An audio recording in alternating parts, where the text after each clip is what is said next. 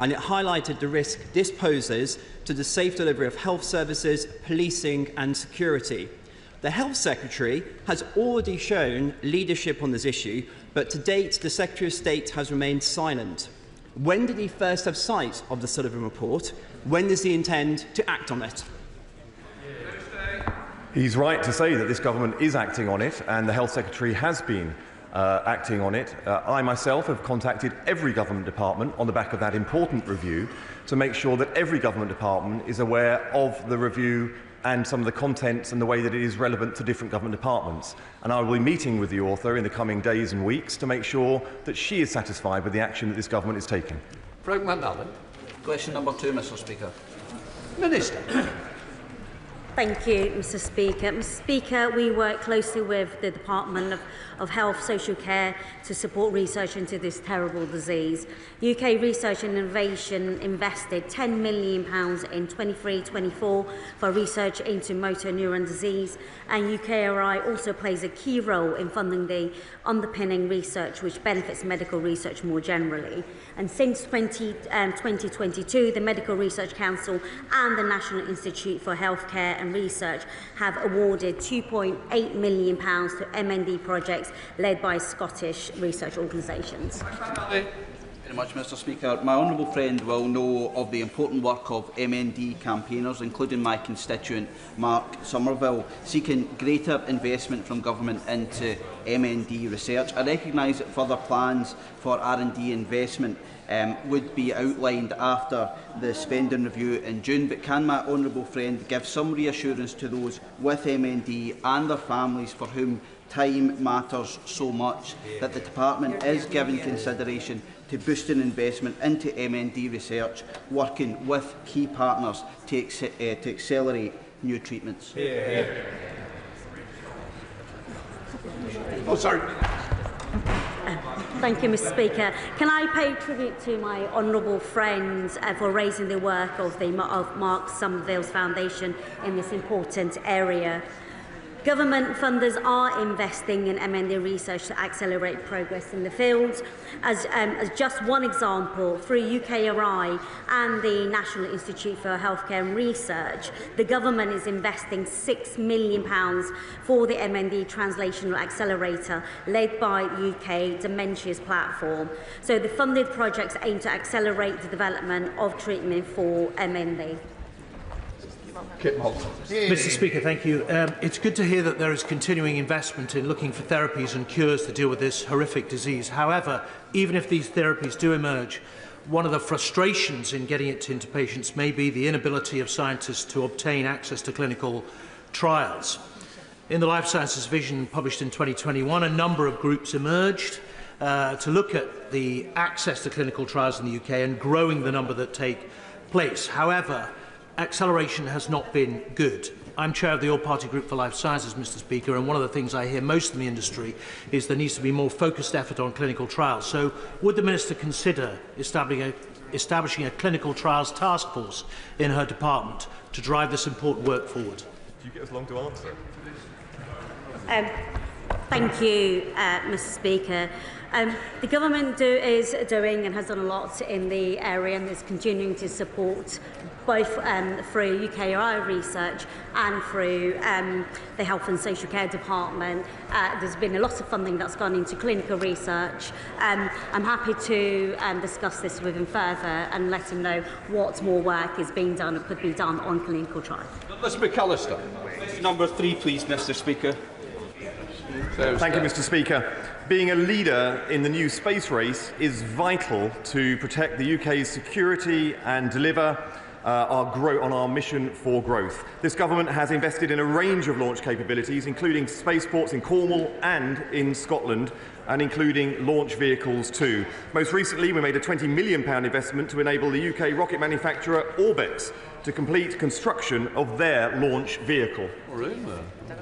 Douglas McAllister. Thank you, Mr. Speaker. Can the Minister outline how the Department is working to ensure that the UK space sector is a launchpad for innovation and investment and create skilled jobs, both commercial and in the defence sector, across Scotland and the UK? He is absolutely right. We have space skills across the UK, but we have very particular expertise in Scotland. I enjoyed visiting Glasgow recently to see how all parts of the Glasgow economy supports the space sector, particularly in the small satellite manufacturing sector. Several launch operations, including Orbex, are targeting orbital launches from Saxavor's spacecraft in Shetland this year. This is a testament to the innovation taking place right across the UK and in Scotland. Mr. Carmichael. Mr. Speaker, if that first space launch happens, and I believe it will happen at Saxaford in Unst. The Secretary of State will be very welcome to join us when it does.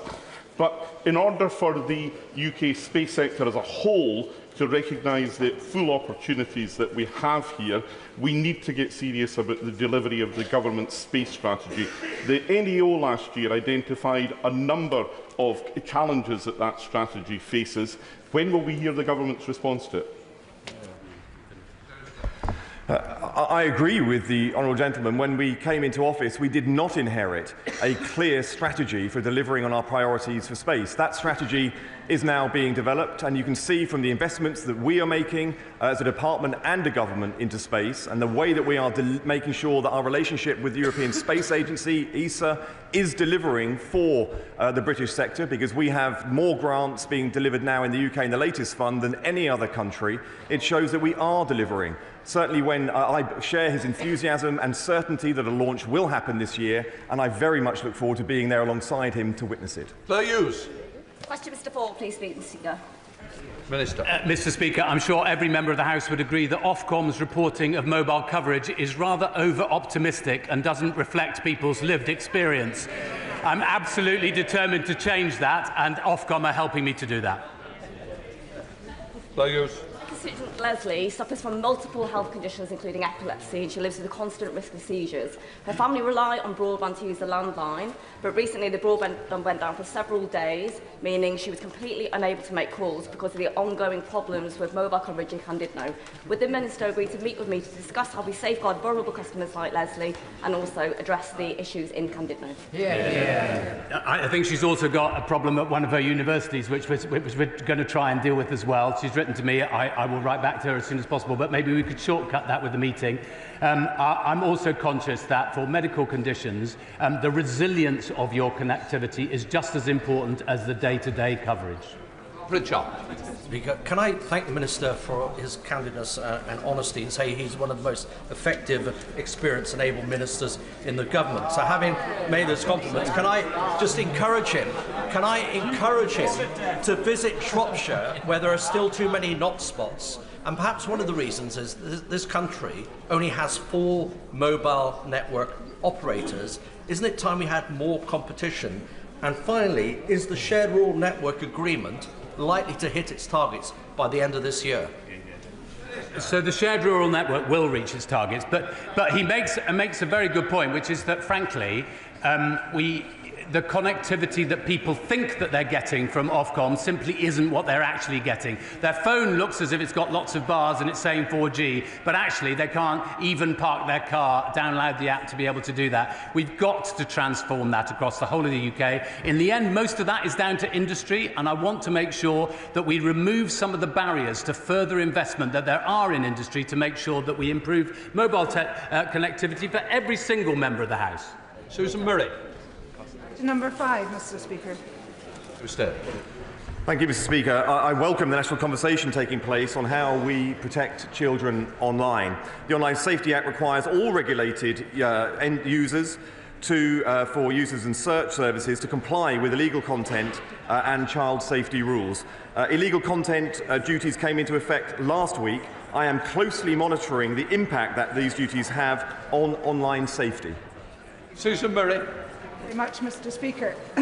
Many schools in my constituency of Mid and Bartonshire use mobile phones as an educational tool.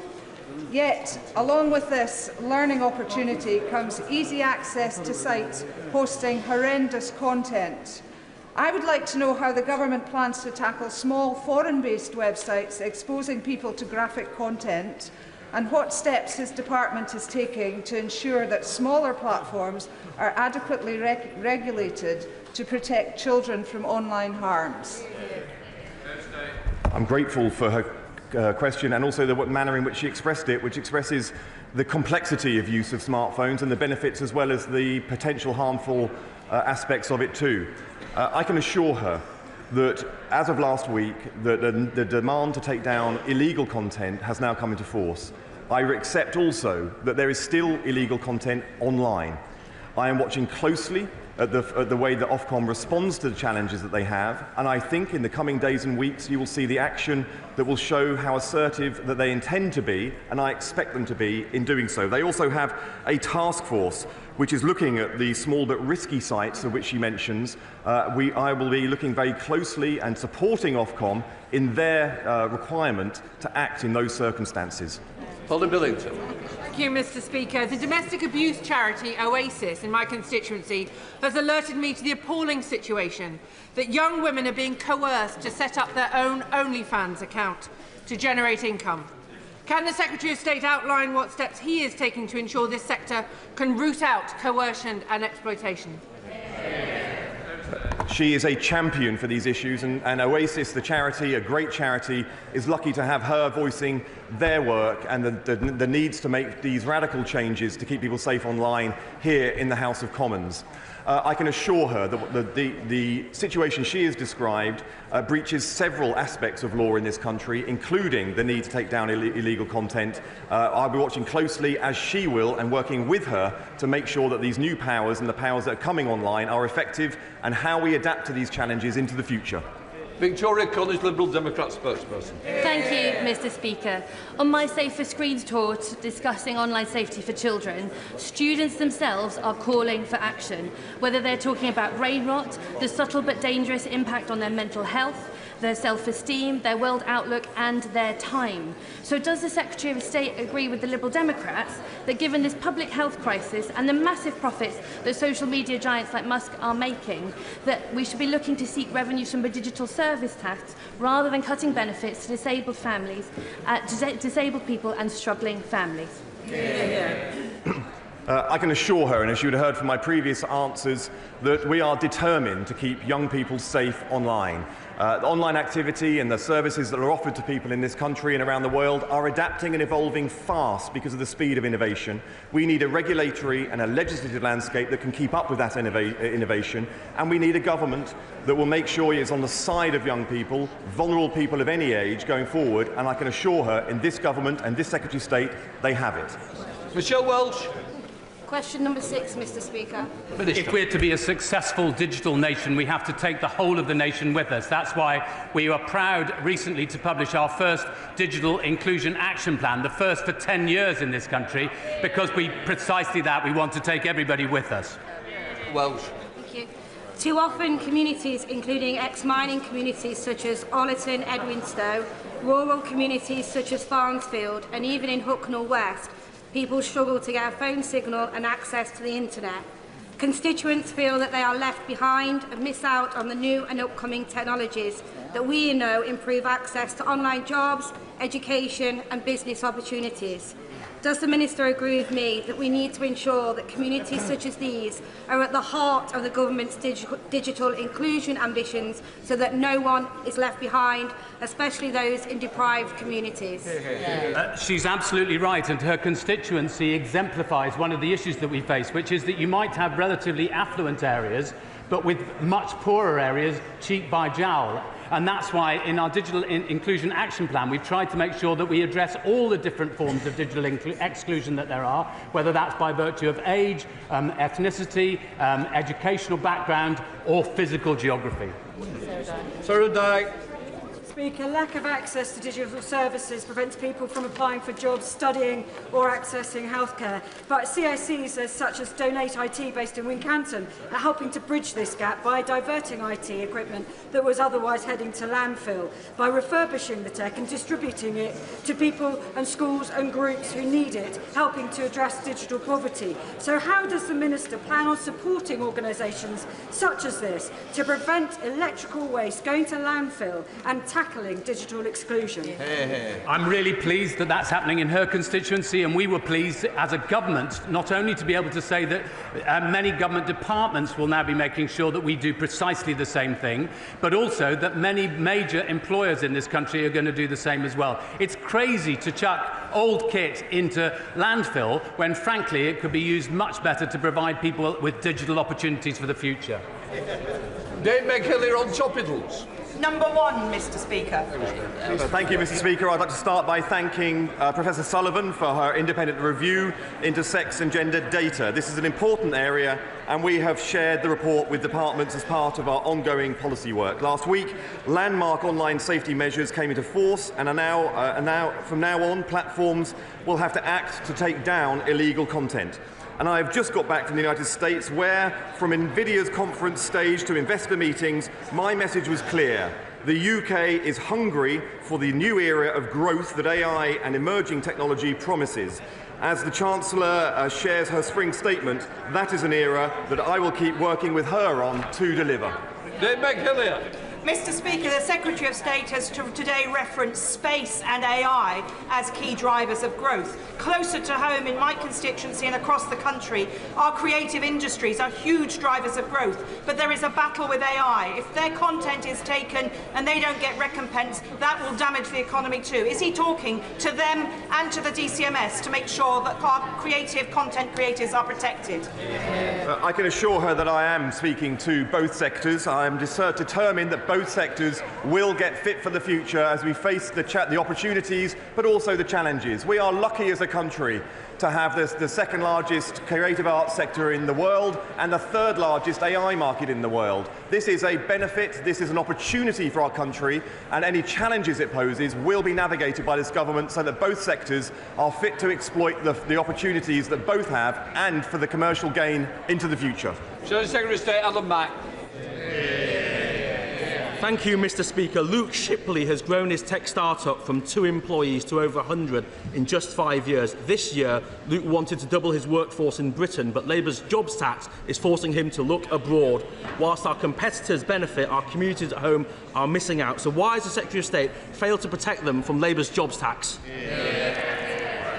I can assure the business that he is referring to that they will have an economic environment that is not only having the foundations of our economy fixed, but it is facing the future. And the very fact that so many people from globally and organisations around the world are now building out in the UK shows that we have the best regulatory, the best legislative and the best economic environment to invest in Britain and thrive as a tech sector into the future. Thank goodness it's this government doing it and not the decline offered by his government of the past. Mr. Speaker, Luke says Labour's jobs tax is a huge blow to Britain's tech sector, and he is absolutely right.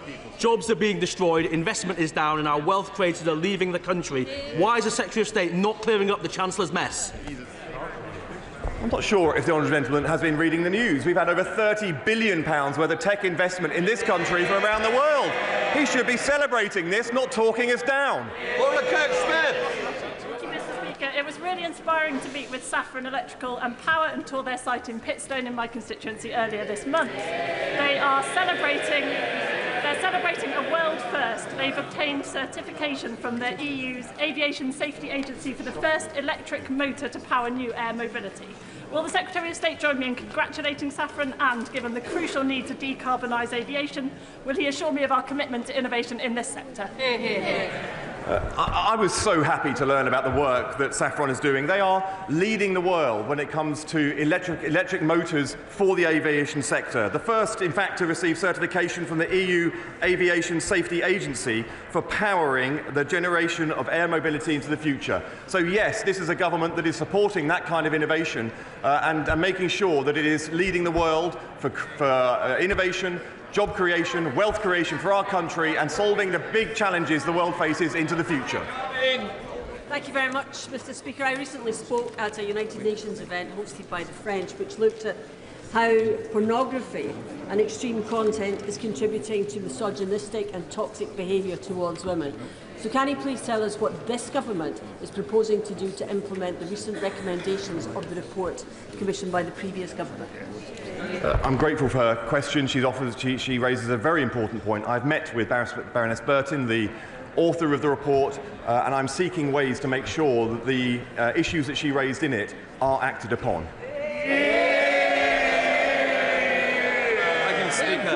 Beckenham and Penge is where local lad David Bowie launched his music career, and today it is home to a vibrant, talented network of community of creatives whose work is increasingly sought after by AI companies.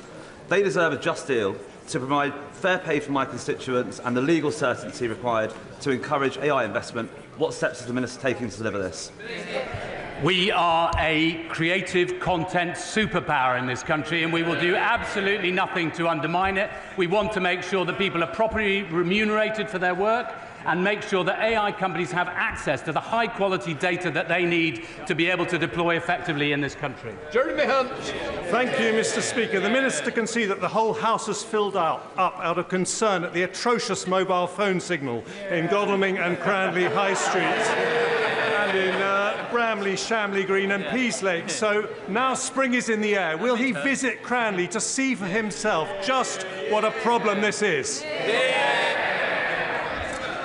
Well, I was in Pizza Express in Godalming only a couple of weeks ago,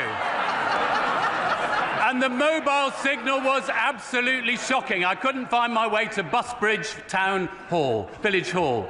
I'm not sure whether the MP's rubbish or the Telecoms Minister. In which case, we'll move on to Prime Minister's questions. John Slinger. Question number 1, please, Mr. Speaker. Prime Minister. Thank you, Mr. Speaker. Today's spring statement will showcase a government going further and faster on the economy. Green-lighting the Lower Thames crossing, investing £2 million for 18,000 affordable homes for working families, 60,000 young people being trained, the next generation of construction workers, and fixing millions of potholes. We're undoing a decade of stagnation, delivering jobs and opportunities for working people and securing Britain's future. Mr. Speaker, tomorrow I'll meet President Macron in Paris to discuss further our efforts to secure a lasting peace in Ukraine.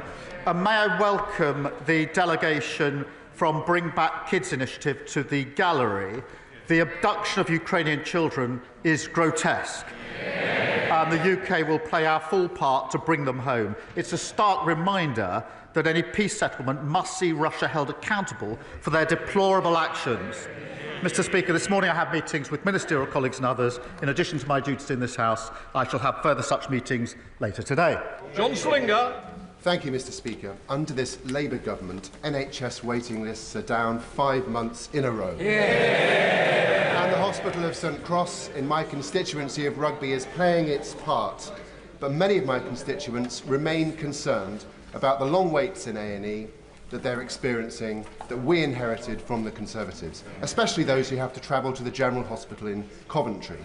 So will the Prime Minister set out how our plan for change to bring the NHS back into the heart of government will help us to support the front line, deliver better emergency care, closer to the community that our constituents have long called for?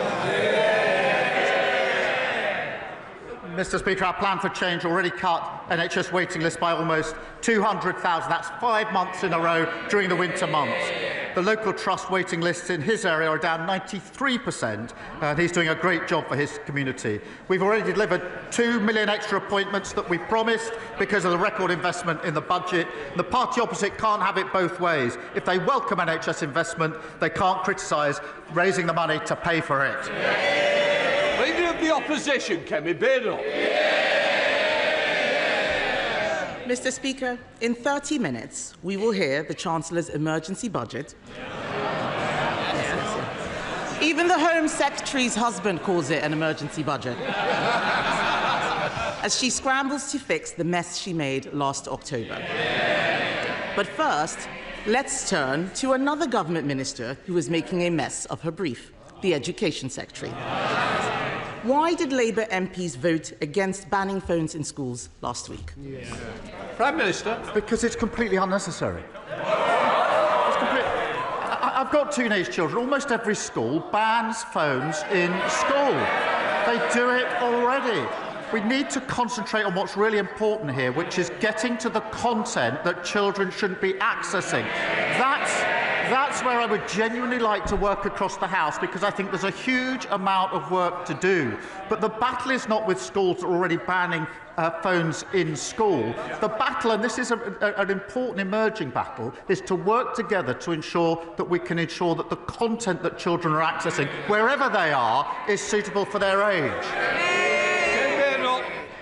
Mr. Speaker, we can look at the content, but if the ban is unnecessary, then why is it that they've started a review? Just last week, his Education Secretary called a ban a bit gimmick, yet teachers and head teachers say the evidence already shows that schools that ban phones get better results. And he's wrong.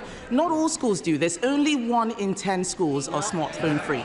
So will he U-turn on this?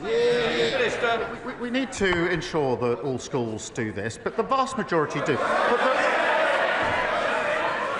It is really important that we focus on the battle we have to have with mobile phones, which is the content that children are able to access.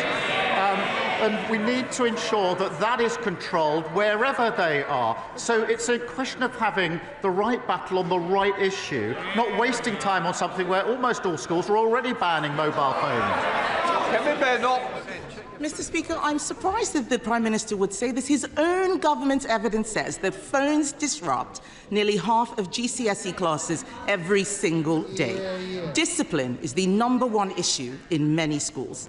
Under the Conservatives, schools became twice as likely to be good or outstanding after going through our behaviour programme. So why did the Education Secretary abolish that programme? Prime Minister. Mr. Speaker, she talks about the record of the last government. Under their watch, 1/3 of children started school without appropriate level development, and that is not being able to use a knife and fork. 1/4 left primary school without the required standard of reading, writing and maths, and 1 in 5 was regularly absent. That's why we're pushing up standards, more information from Ofsted, transparency for parents, more interventions where schools need it. Mr. Speaker, he's not answering the question about discipline in schools because he doesn't care about discipline in schools. Everything he does is ideological, and his decisions are costing schools so much.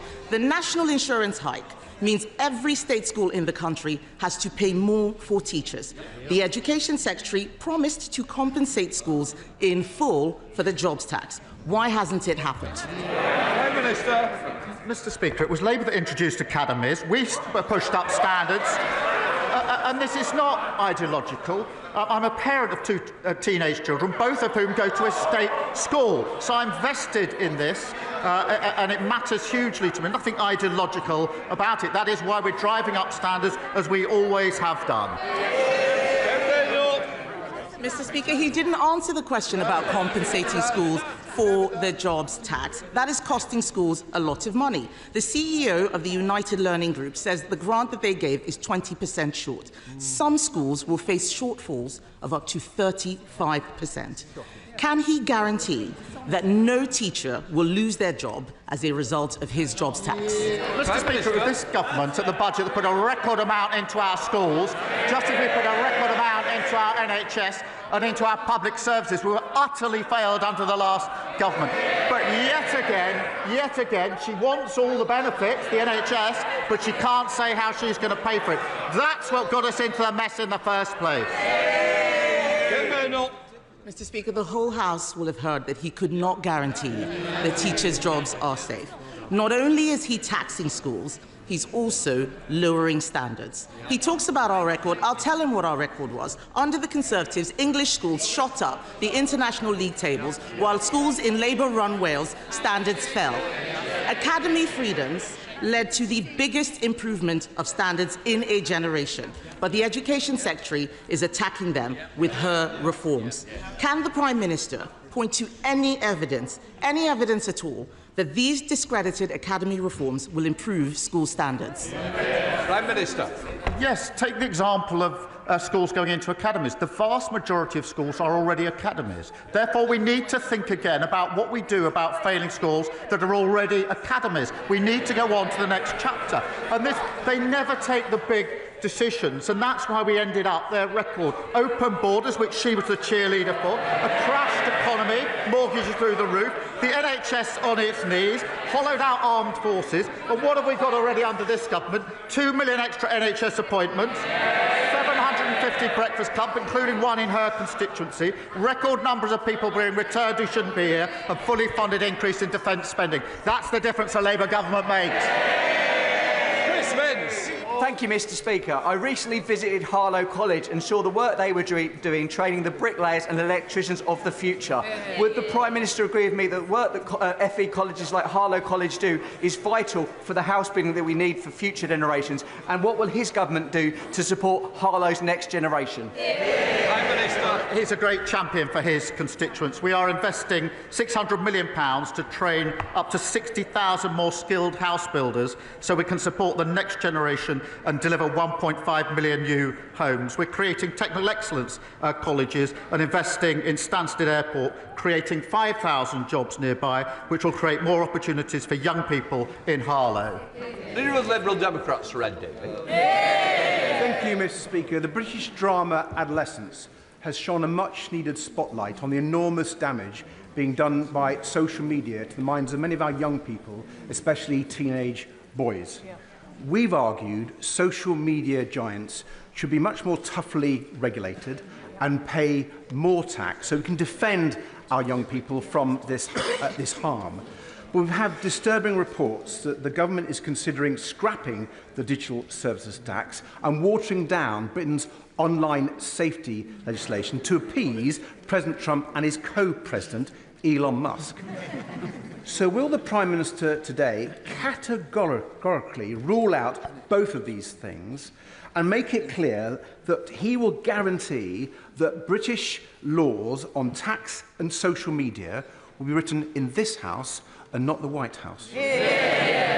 Well, yes, of course, as he well knows. On the point he makes about online safety, it is important. There are new measures coming in the next few months which are very important under the Act, and we need to see whether we can go further on this issue, because there are concerns as to whether they go far enough. But will the laws be made in this place? Of course they will.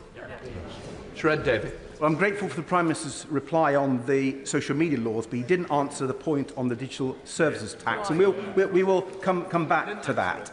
But moving on, Mr. Speaker, after President Trump's national security advisor accidentally added a journalist to a group chat that was discussing military action in Yemen, and given, I think, all the concerns that we share about President Trump's relationship with Vladimir Putin and J.D. Vance's insulting disdain for Britain and our armed forces, will the Prime Minister make it clear that he will order an urgent review into the security of the intelligence that we share with the United States?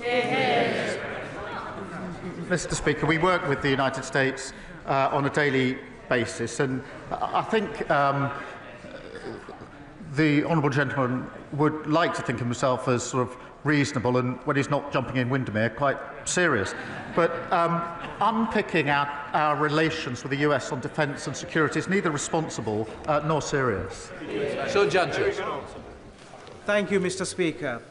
Medina from Lyminge in my constituency is registered blind, and she recently told me how she had been failed by the broken social security system left behind by the Conservatives. She faced great difficulties in getting support from access to work, which is essential across my Ashford constituency, and was not helped to find paid employment. It is so important that disabled people who want to work are supported to do so. What is the Prime Minister's message to Medina and others like her who have been abandoned and shut out of employment for far too long? Every person should have the right to work, and we will always protect the most severely disabled and those with lifelong health conditions. For Medina and the 200,000 others like her who can work and want to work, we need to support them.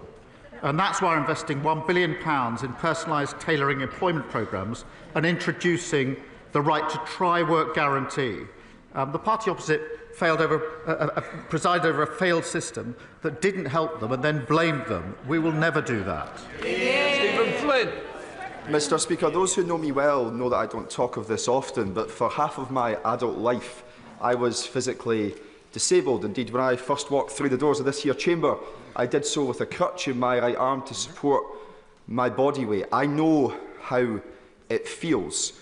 Right now in Scotland, some 55% of children living in poverty have a member of their household who is a disabled person. So can the Prime Minister explain to me, actually no, can the Prime Minister explain to those children how the Labour Party making mum and dad poorer will lift them out of poverty? Well, I'm grateful to him for sharing his personal experience on this and his right to do so. My family has had living with disability for many years as well, so I do understand the human element of this. We do need to give support to those that need it. We do need to help those who want to work into work, and we need to be clear that those who can work should work.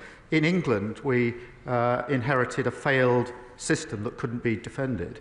But it's also failing in Scotland. 84,000 young Scots, he focuses on young people, that's 15% of young Scots not in employment, education or training. That is terrible. Almost 300,000 Scots economically inactive due to temporary or long-term illness. Now what we're doing is taking the steps to help people into work, £1 billion of employment support. They have record funding under the government, under the budget. What are they going to do to help the young Scots who have been failed by their government? Andrew Ranger. Thank you, Mr. Speaker. The Wrexham and Flintshire investment zone is one of the flagship examples of how when this government talks about kick-starting economic growth, it means it. This £160 million plan will breathe new life into the local economy, create 6,000 good local jobs, meaning that for young people in Wrexham, they will be able to find more opportunities on their doorstep. Will the Prime Minister join with me in welcoming this important development for North Wales and the potential it unlocks? Well, it is really important that we unleash the economic potential of North Wales, including kick-starting the investment zone, backed by major businesses, Mr. Speaker, like Airbus and JCB, to leverage £1 billion of private investment, investing £975 million to benefit aerospace workers at Broughton, where I met the fantastic young workers there, and securing £1 billion investment in Shotton Mill, securing 300 jobs on Deeside. And we put a record amount of money into the Welsh Government at the budget, a budget decision which was opposed by Plaid. Sir Julian Lewis. Question number 3, Mr. Speaker. Prime Minister. The Right Honourable Member asks about shale gas. There are very real economic and environmental consequences to fracking, and communities have clearly said no. Sir Julian. I'm sorry, but that answer had nothing to do with my question, which was to ask why the government are ordering the permanent sealing of Britain's only 2 shale gas wells. The government is perfectly entitled on environmental grounds to not exploit such wells in normal conditions. But does he not recognise that in a desperate situation such as an international conflict where other sources of power were cut off from us, taking a decision now to concrete these things over so that a future government could not use them is an extremely irresponsible and reckless behaviour? He knows there are real consequences of fracking, as I've set out. But what we need to do to secure our independence and lower bills in the next generation of jobs is move at speed to renewable energy. And that's why I'm pleased there's record investment coming into renewable energy so that tyrants like Putin can't put his boot on our throat. Now, if the party opposite don't want to support that investment, they should say so. Kim Leadbeater. Thank you, Mr. Speaker. Would the Prime Minister join me in thanking colleagues from across the House and the excellent clerks and staff who have spent the last few months working on the Assisted Dying Bill Committee? And would he agree with me that if the law is to change on assisted dying, it's extremely important that it is implemented as soon as it is safe and practicable to do so? Can I congratulate all colleagues working on this bill and taking part in the debate? It is an important issue on which there are different views across the House and within parties. The bill is a matter for the House, but it is the government's role to ensure every piece of legislation that passes through Parliament is effective and workable. So we will continue to work with my honourable friend as the bill sponsor to do that. In the same way, Mr Speaker, we would for every private member's bill which passes second reading, and if Parliament chooses to pass this bill, the government will implement it in a way that is safe and practicable. Bradley Thomas. Thank you, Mr Speaker. Acorns Children's Hospice provides compassionate care to very young cancer patients and their families across Bromsgrove and the villages, yet it faces a staggering £416,000 increase in national insurance contributions as a result of choices made by this government. With no exemption for hospices and no uplift in non-capital funding, this means that the charity will have to draw from charitable donations made by the public, and this will affect frontline services. This is not right. Will the Prime Minister take this opportunity to right this wrong and exempt hospices from this tax? We are investing £100 million for adult and children's hospices to improve facilities, equipment and accommodation, as well as £26 million in funding through the Children's Hospice Grant. But their cries and moaning would have a lot more value if they started their questions with an apology for crashing the economy in the first place. Jacob Collier. Thank you, Mr Speaker. Roads in Burton, Uttoxeter and across Staffordshire are littered with potholes. Local people are forking out thousands because of the Conservatives' neglect and incompetence. And that's despite this Labour government giving Tory Staffordshire County Council £39 million to get the job done. Does the Prime Minister agree with me that the people of Staffordshire deserve better than roads with more dimples than a Staffordshire oatcake? Prime Minister. Look, he's right. Potholes are a real nuisance. And if you're using your car for work or your van and you hit a pothole, you're looking at a bill of several hundred pounds, which is unbudgeted for so many working families. That's why we're handing the West Midlands Combined Authority an additional £8.6 million to help repair their roads, part of a record £1.6 billion invested across the country. On top of that, Mr Speaker, every council must now publish how many potholes they've filled so we can show that we're making progress and that we're delivering something that didn't happen under last government. John Cooper. Mr Speaker, thank you. When he was Director of Public Prosecutions, the Right Honourable Gentleman would not, I think, have sat comfortably in the cabinet of Prime Minister Cameron. But incredibly, in Scotland, we have a situation where the head of prosecutions there, the Lord Advocate, does sit in cabinet. This has been thrown into sharp focus lately with a police probe into the finances of the SNP. It's further been thrown into sharp focus because ultimately, although not personally involved, the Lord Advocate does ultimately sit at the head of the investigation into the former First Minister, Nicola Sturgeon. She faced potential criminal charges. This situation has been created by the SNP. They will not fix it. Does it sit with this House to amend this situation? Prime Minister. Well, I'm grateful to this is a really important issue, and Labour in Scotland have been clear that they'd separate this role. That's the right thing to do for the reasons that have just been articulated. It's the obvious thing to do, and that's obviously what we do in England and Wales. Now, there have been calls for a review on this since 2021, but the SNP has not acted fast on those reviews. They really do need to bring forward proposals now to deal with the problems been sitting there for a very, very long time.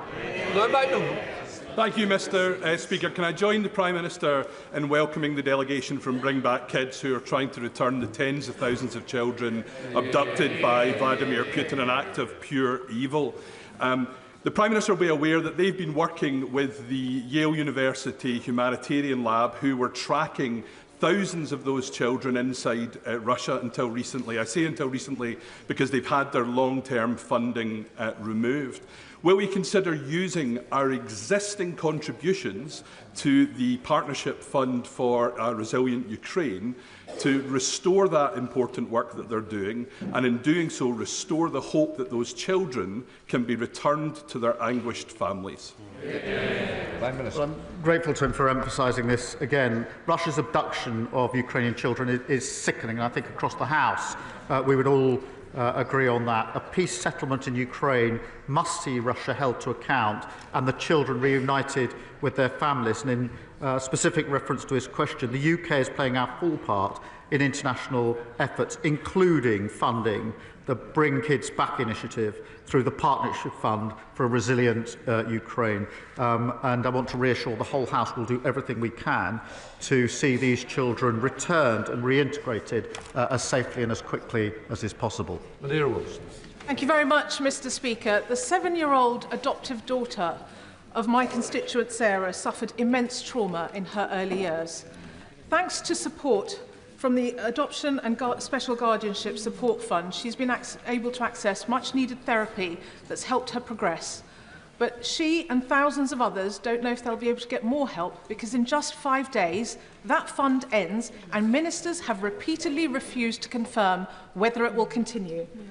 So can the Prime Minister give a cast-iron guarantee to vulnerable children, adoptive parents and kinship carers that he won't cut this fund, and so that, in Sarah's words, she can give her daughter the absolute best second chance in life she deserves? Well, we will set out details just as soon as we can on the basis of the principles that I set out earlier. The scheme overall, in terms of welfare, is not defendable on terms, but it must be a scheme that supports those that need it, and the details will be set out. Thank you very much, Mr. Speaker. While our nation was being engulfed last year by racist riots in Slough, Christians, Hindus, Jews, Sikhs, people of faith and no faith openly declared that if anybody tried to attack a mosque in our town, we'd stand in solidarity with our local Muslim community to protect it. However, since then, many have become more fearful with a rise in Islamophobic attacks, including this month at a mosque in Aberdeen. So can my right honourable friend, the Prime Minister, confirm to the country what steps is the government taking to tackle such hate crime and promote community cohesion so that those seeking to divide our British society are not allowed to succeed? Well, I thank him for his question. He does great work to bring our communities together, especially in Slough. Look, any form of racial or religious-based hatred is abhorrent and has no place in society. We have set aside over £50 million to protect faith communities and freedom of worship. That's the right thing to do. It's a shame that we have to do it. And our £15 million Community Recovery Fund has been supporting communities affected by the disorder last summer. Again, the right thing to do, but it's a shame that we have to do it. Sir Roger Gale. Mr. Speaker, the problems faced by Heathrow earlier in the week have highlighted again the fact that since the closure of Manston Airport in Kent, South East lacks a major diversion facility. Now, one diversion facility would not, of course, have compensated for the closure of Heathrow, a major hub airport. But would the Prime Minister agree that with the reopening of Manston planned for October 2028, there will be a significant contribution to resilience of aviation in the South East? Well, look, he's right to raise the concern about the situation in Heathrow. I think everybody is very concerned by what happened last week. There are clearly questions that need to be answered on a number of fronts in relation to what happened, and an investigation is ongoing. But I'm not going to announce particular parts of our policy and strategy here at this stage. Irene Campbell. Thank you, Mr. Speaker. In my constituency of North Ayrshire and Arran, the SNP ferry fiasco is having a devastating social and economic impact on our Drawson and the Isle of Arran. As well as building a Calmac ferry that doesn't fit into the existing harbour, the Fraser of Allender Institute estimates that the disrupted ferries cost the Isle of Arran £170,000 of lost revenue per day. Does the Prime Minister agree with me that the SNP government needs to find a rapid solution to swiftly address this serious situation? I thank her for fighting SNP incompetence on behalf of her constituents. Yet again, the SNP are failing island communities. Hospital appointments are being missed and livelihoods destroyed. And Scotland has a proud history of shipbuilding and engineering. The SNP should be supporting Scottish workers and focusing on delivering for our communities. Vicky Slade. Thank you, Mr. Speaker. Camphor Magna in my constituency is proposed as a site for a new energy from waste incinerator, which will burn 260,000 tonnes of waste a year, more than the whole of Dorset's use. And I'm concerned that as we reduce our levels of waste with the brilliant new plans to recycle more, we're going to end up having to feed the monster.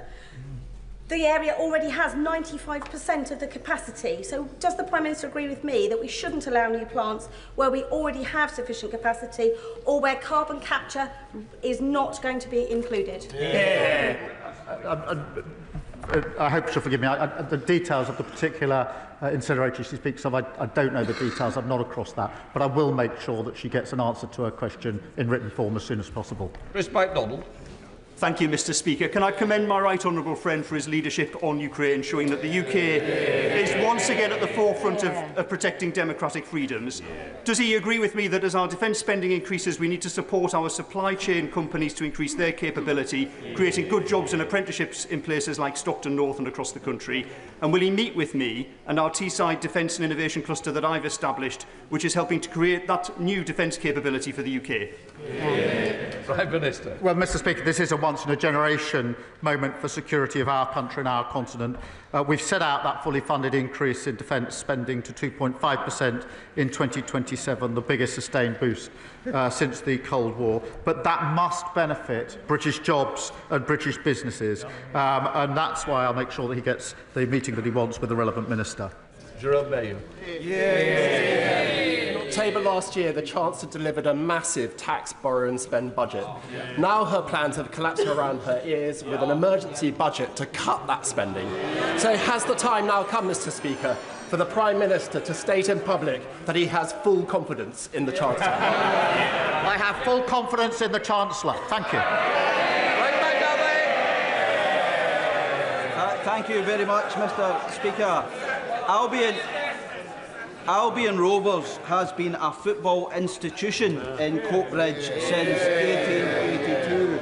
However, following relegation and the lack of financial support for teams leaving professional leagues, it now faces a deeply perilous situation, risking the very future of one of Scotland's oldest football clubs. Does my right honourable friend agree that clubs like Albion Rovers are integral to the fabric of our communities? And will he join me in encouraging all parties to be solution-focused on this matter and encourage football authorities to strengthen our clubs in the lower leagues to help protect their future? Well, he's a superb local champion, and regardless of which club any of us support, they share a love of the game, and they are at the heart of our communities, and Albion Rovers is exactly that, a huge point of local pride, and I'd encourage all efforts to secure the future of the club. Final question, Dr Kieran Muller. Thank you, Mr. Speaker. We're joined in Parliament today by Katie Brett, whose 16-year-old sister Sasha was raped and stabbed to death. Aisha Hussain, whose cousin Jan, was killed by a sex offender and stored her body in a freezer. Paula Hudgell, whose adopted son Tony lost his lower legs as a result of child cruelty. And Becky and Glenn Ewins, whose daughter Violet Grace was killed by a hit-and-run driver who spent barely more time in prison than she was alive. Supporting them are Jeremy and Susan Everard, who received justice for the murder of their daughter, Sarah, but who know too many others do not. They've come together to say with one voice that it's time for us to start ensuring sentences truly deliver justice for victims and their families. Would the Prime Minister agree to meeting with them in future to hear their stories firsthand? Well, can I thank him for raising this issue? The courage of these campaigners after simply appalling cases is astounding, and I find it humbling. I'm pleased the Minister for Victims will be meeting the group, I think, today, and I look forward to meeting them in the future, because we must prioritise victims and make sure sentences punish offenders and protect the public. So thank him for raising this really important set of cases. That completes Prime Minister's questions with that front bench changeover.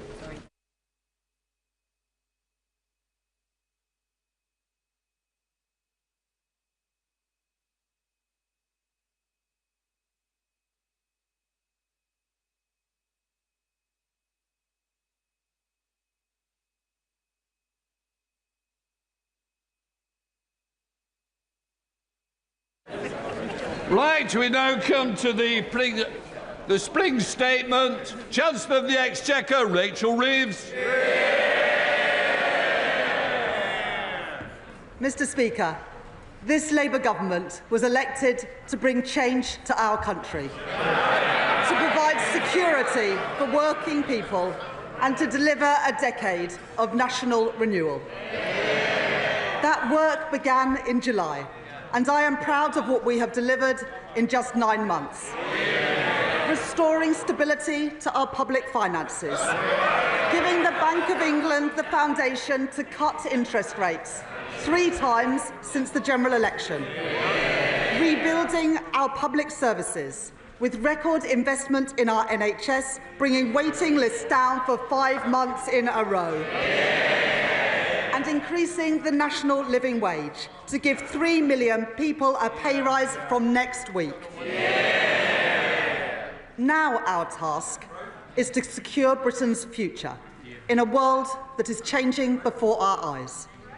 The threat facing our continent was transformed when Putin invaded Ukraine. It has since escalated further and will continue to evolve rapidly. At the same time, the global economy has become more uncertain, bringing insecurity at home as trading patterns become more unstable and borrowing costs rise for many major economies. Mr. Speaker, the job of a responsible government is not simply to watch this change. This moment demands an active government, a government not stepping back, but stepping up. A government on the side of working people, helping Britain to reach its potential. And, Mr. Speaker, we have the strength to do just that. As one of the world's largest economies, an ally to trading partners across the globe, and a hub for global innovation. These strengths and the progress that we have made so far mean that we can act quickly and decisively in a more uncertain world to secure Britain's future and to deliver prosperity for working people. Mr. Speaker, as I set out at the budget last year, I am today returning to the House to provide an update on our public finances, supported by a new forecast from the Independent Office for Budget Responsibility. Ahead of a full spending review in June, I will then return to the House in the autumn to deliver a budget in line with our commitment to deliver just one major fiscal event a year. So let me now turn to the OBR's forecasts. And I want to thank Richard Hughes and his team for their dedicated work. The increased global uncertainty has had 2 consequences. First, on our public finances, and second, on our economy. I will take each in turn. In the autumn, I set out our new fiscal rules that would guide this government. These fiscal rules are non-negotiable. They are the embodiment of this government's unwavering commitment to bring stability to our economy and to ensure security for working people. Because the British people have seen what happens when a government borrows beyond their means.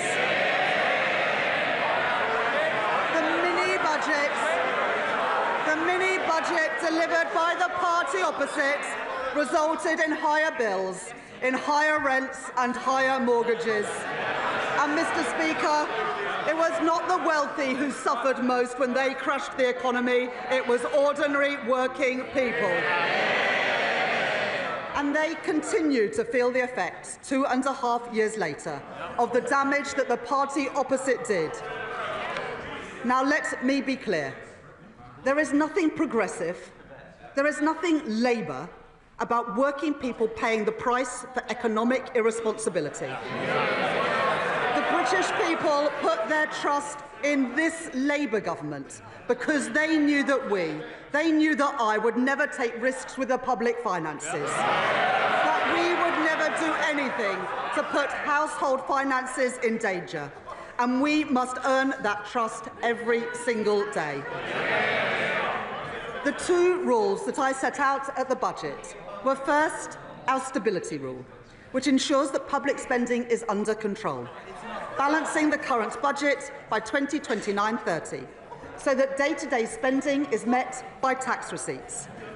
Second, our investment rule, to drive growth in the economy, ensuring that net financial debt falls by the end of the forecast period, while enabling us to invest alongside business.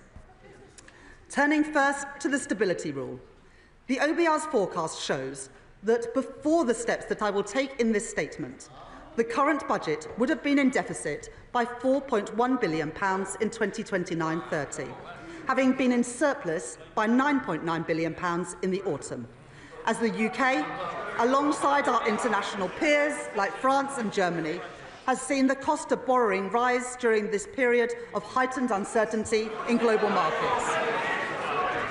As a result of the steps that I am taking today, I can confirm that I have restored in full our headroom against the stability rule, moving from a deficit of £36.1 billion in 2025-26 and £13.4 billion in 2026-27 to a surplus of £6.0 billion in 27-28, £7.1 billion in 2028-29 and a surplus of £9.9 billion in 2029-30. That compares to the headroom left by the previous government of just £6.5 billion. That means we are continuing to meet the stability rule 2 years early, building resilience to shocks in this, a more uncertain world. The OBR forecast that the investment rule is also met 2 years early, with net financial debt of 82.9% of GDP in 25-26 and 83.5% in 26-27, before falling to 83.4% in 27-28, in 83.2% in 2028-29, and then to 82.7% in 2029-30, providing headroom of £15.1 billion in the final year of the forecast, broadly unchanged from the autumn. After the last government doubled the national debt,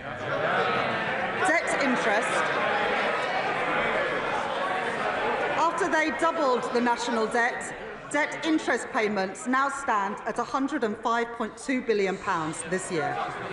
Mr. Speaker, that is more than we allocate to defence, the Home Office and the Ministry of Justice combined. That is the legacy of the party opposites. So the responsible choice is to reduce our levels of debt and borrowing in the years ahead so that we can spend more on the priorities of working people, and that is exactly what this government will do. Mr. Speaker, I said that our fiscal rules were non-negotiable, and I meant it. I will always deliver economic stability, and I will always put working people first. I said it at the election, I said it at the budget, and I say it again today. Let me now set out the steps that the government has taken. At the budget, we protected working people by keeping our promise not to raise their rates of national insurance, income tax or VAT. At the same time, we began to rebuild our public services after the party opposite left a £22 billion black hole in our public finances. Ours were the right choices for stability and the right choices for renewal, funded by the decisions that we took on tax. As I promised in the autumn, this statement does not contain any further tax increases. But when working people are paying their taxes while still struggling with the cost of living, it cannot be right that others are still evading what they rightly owe in tax. In the budget, I delivered the most ambitious package of measures that we have ever seen to cut down on tax evasion, raising £6.5 billion per year by the end of the forecast. Today, I go further, continuing our investment in cutting-edge technology, investing in the HMRC's capacity to crack down on tax avoidance, and setting out plans to increase the number of tax fraudsters charged every year by 20%. These changes raise a further £1 billion, taking the total revenue raised from reducing tax evasion under this Labour government to £7.5 billion. These figures are verified by the Office for Budget Responsibility, and I want to thank my honourable friend, the Exchequer Secretary, for his continued work in this area. Mr. Speaker, last week, my right honourable friend, the Secretary of State for Work and Pensions, set out this government's plans to reform the welfare system. The Labour Party is the party of work. We believe If you can work, you should work. But if you can't work, you should be properly supported. This government inherited a broken system. More than 1,000 people every day are qualifying for personal independence payments. 1 in 8 young people are not in employment, education or training. If we do nothing, we are writing off an entire generation. That cannot be right, and we will not stand for it. It is a waste of their potential, and it is a waste of their futures, and we will change it. As my right honourable friend said in her statement last week, the final costings would be subject to the OBR's assessment. Today, the OBR have said that they estimate that the package will save £4.8 billion in the welfare budget, reflecting their judgments on behavioural effects and wider factors. This also reflects final adjustments to the overall package, consistent with the Secretary of State's statement last week and the Government's Pathways to Work Green Paper. The Universal Credit Standard Allowance will increase from £92 per week in 25-26 to £106 a week by 29-30, while the Universal Credit Health element will be cut for new claimants by around 50% and then frozen. On top of this, we are investing £1 billion to provide guaranteed, personalised employment support to help people back into work, and £400 million to support the Department for Work and Pensions and our job centres to deliver these changes effectively and fairly, taking total savings after that to the package to £3.4 billion. While spending on disability and sickness benefits will continue to rise, these plans mean that welfare spending as a share of GDP will fall between 2026 and the end of the forecast period, very different to what we inherited from the party opposite. We are reforming our welfare system, making it more sustainable, protecting the most vulnerable and, most importantly, supporting more people back into secure work, lifting them out of poverty. Mr. Speaker, at the budget, I fixed the foundations of our economy to deliver on the promise of change. That work has already begun. 2 million extra appointments in our NHS. Waiting lists down. New breakfast clubs opening across England. The largest settlements in real terms for Scotland, Wales and Northern Ireland in the history of devolution. Asylum costs falling, promises made, promises kept, and every single one of them opposed by the parties opposite. At the budget, alongside providing an increase in funding for this year and next, I set the envelope for the spending review, which we will deliver in June, led by my right honourable friend, the Chief Secretary to the Treasury, to set departmental budgets until 28-29 for day-to-day spending and until 2029-30 for capital spending. Today, I'm reflecting 2 steps that we have taken on our spending plans. First, because we are living in an uncertain world, as the Prime Minister has set out, we will increase defence spending to 2.5% of GDP, reducing overseas aid to 0.3% of gross national income. This means we save £2.6 billion in day-to-day spending in 2029-30 to fund our more capital-intensive defence commitments. Second, in recent months, we have begun to fundamentally reform the British state, driving efficiency and productivity across government to deliver tangible savings and improve services across our country. Earlier this the Prime Minister set out plans to abolish the arm's-length body NHS England and ensure that that money goes directly to improving the service for patients. My right honourable friend, the Health Secretary, is driving forward vital reforms to increase NHS productivity, bearing down on costly agency spend to save money so that we can improve patient care. And my right honourable friend, the Chancellor of the Duchy of Lancaster, is taking forward work to significantly reduce the costs of running government by 15%, worth £2 billion by the end of the decade. This work shows that we can make our state leaner and more agile, delivering more resources to the front line, while ensuring that we control day-to-day spending to meet our fiscal rules. Today, I build on that work by bringing forward £3.25 billion of investment to deliver the reforms that our public services need through a new transformation fund. That is money brought forward now to bring down the costs of running government by the end of the forecast period, by making public services more efficient, more productive and more focused on the user.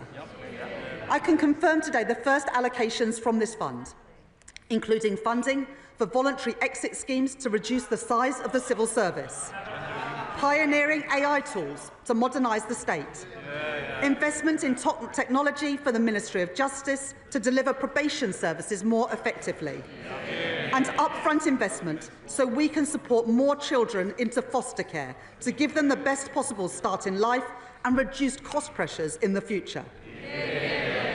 Our work to make government leaner, more productive and more efficient will help deliver a further £3.5 billion of day-to-day savings by 2029-30. Overall, day-to-day spending will be reduced by £6.1 billion in 2029-30, and it will now grow by an average of 1.2% a year above inflation, compared to 1.3% in the autumn. Mr. Speaker, I can confirm to the House that day-to-day spending will increase in real terms above inflation in every single year of the forecast.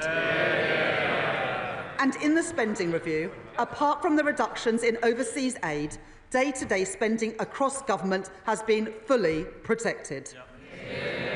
I can also confirm our approach to capital investment. In the autumn budget, I announced £100 billion of additional capital spending to crowd in investment from the private sector, to fix our crumbling infrastructure, and to create jobs in every corner of our country. Today, I am not cutting capital spending, as the party opposite did, time and time again, because that choked off growth, and it left our school roofs literally crumbling. That was the wrong choice. It was the irresponsible choice. It was the Tory choice.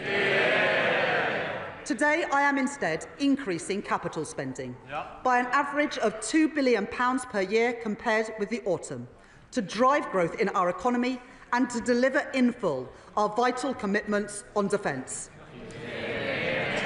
This government will ensure that every pound we spend will deliver for the British people by increasing productivity, driving growth in our economy and improving our frontline public services. Mr. Speaker, let me turn now to the impact of increased uncertainty on our economy. To deliver economic stability, we must work closely with the Bank of England, supporting the Independent Monetary Policy Committee to meet their 2% inflation target. There have been 3 interest rate cuts since the general election, and today's data showed that inflation fell in February. Having peaked at 11% under the previous government, the OBR forecast that CPI inflation will average 3.2% this year before falling rapidly to 2.1% in 2026 and meeting the 2% target from 2027 onwards, giving families and businesses the security that they need and providing our economy with the stable platform it needs to grow. Mr. Speaker, earlier this month, the OECD downgraded this year's growth forecast for every G7 economy, including the UK. And the OBR have today revised down our growth forecast for 2025, from 2% in the autumn to 1% today. I am not satisfied with these numbers, and that is why we, on this side of the House, are serious about taking the action needed to grow our economy. Backing the builders, not the blockers, with a 3rd runway at Heathrow Airport and the Planning and Infrastructure Bill. Increasing investment with reforms to our pension system and a new national wealth fund, and tearing down regulatory barriers in every sector of our economy. That is a serious plan for growth. That is a serious plan to improve living standards. That is a serious plan to renew our country. Mr. Speaker, a changing world presents challenges, but it also presents new opportunities for new jobs and new contracts in our world-class defence industrial centres, from Belfast to Deeside and from Plymouth to Rosyth. In February, the Prime Minister set out our government's commitment to increase spending on defence to 2.5% of GDP from April 2027, the biggest sustained increase in defence spending since the end of the Cold War, with an ambition to spend 3% of GDP on defence in the next Parliament. That was the right decision in a more insecure world, putting an extra £6.4 billion into defence spending by 2027. But we have to move quickly in this changing world, and that starts with investment. So today I can confirm that I will provide an additional £2.2 billion for the Ministry of Defence in the next financial year, a further down payment on our plans to deliver 2.5% of GDP by 2027. This additional investment is not just about increasing our national security, but increasing our economic security too. As defence spending rises, I want the whole country to feel its benefits. So I will now set out the immediate steps that we are taking to boost Britain's defence industry and to make the UK a defence industrial superpower. We will spend a minimum of 10% of the Ministry of Defence's equipment budget on new novel technologies, including drones and AI-enabled technology, driving forward advanced manufacturing production in places like Glasgow, in Derby and in Newport, creating demand for highly skilled engineers and scientists, and delivering new business opportunities for UK tech firms and start-ups. We will establish a protected budget of £400 million within the Ministry of Defence, a budget that will rise over time for UK defence innovation, with a clear mandate to bring innovative technology to the front line at speed. And we will reform our broken defence procurement system, making it quicker, more agile and more streamlined, and giving small businesses across the UK better access to Ministry of Defence contracts, something welcomed by the Federation of Small Businesses. We will take forward our plan for Barrow, a town at the heart of our nuclear security, working with my honourable friend, the member for Barrow and Furness, and providing £200 million, supporting the creation of thousands of jobs there. We will regenerate Portsmouth Naval Base, securing its future, as called for by my honourable friend, the member for Portsmouth South. We will secure better homes for thousands of military families, the homes that they deserve denied to them by the previous governments. Homes for our military families in constituencies of my honourable friends for Plymouth Moorview, Plymouth Sutton and Devonport, York Outer and in Aldershot. That is the difference that this Labour government is making. Finally, Mr Speaker, we will provide £2 billion of increased capacity for UK export finance, to provide loans for overseas buyers of UK defence goods and services, because I want to do more with our defence budget so we can buy and make and sell things here in Britain. Giving further opportunities for our world-leading defence companies and those who work in them to grow and create jobs here in Britain as military spending rightly increases all across Europe. To oversee all of this vital work, my right honourable friend, the Defence Secretary, and I will establish a new Defence Growth Board to maximise the benefits from every pound of taxpayers' money that we spend. And we will put defence at the heart of our modern industrial strategy to drive innovation that can deliver huge benefits back into the British economy. Mr Speaker, that is how we make our country a defence industrial superpower. So the skills of the future, the jobs of the future and the opportunities of the future can be found right here in the United Kingdom. Mr Speaker, as the previous government learned to their detriment, there are no shortcuts to economic growth. It will take long-term decisions. It will take hard yards. It will take time for the reforms that we are introducing to be felt in the everyday economy. It is right that the Office for Budget Responsibility consider the evidence and look carefully at measures before recognising a growth impact in their forecast. But, Mr Speaker, I can announce to the House that the OBR have considered and have scored one of the central planks of our plan for growth. In my first week as Chancellor, I announced that we were pursuing the most ambitious set of planning reforms in decades to get Britain building again. And in December, we published changes to the National Planning Policy Framework, driven forward tirelessly by my right honourable friend, the Deputy Prime Minister. Reintroducing mandatory housing targets and bringing grey belt land into scope. The OBR have today concluded that these reforms will permanently increase the level of real GDP by 0.2% in 29-30, an additional £6.8 billion for our economy, and by 0.4% of GDP within 10 years, an additional £15.1 billion in our British economy. Mr. Speaker, that is the biggest positive growth impact that the OBR have ever reflected in their forecast for a policy with no fiscal cost. And taken together with our plans to increase capital spending that we set out in the budget last year, this government's policies will increase the level of real GDP by 0.6% in the next 10 years. Mr. Speaker, that is the difference that this Labour government is making. Policies to grow our economy. Promises by a Labour government, delivered by a Labour government, opposed by the parties opposite. Mr. Speaker, the planning system that we inherited was far too slow.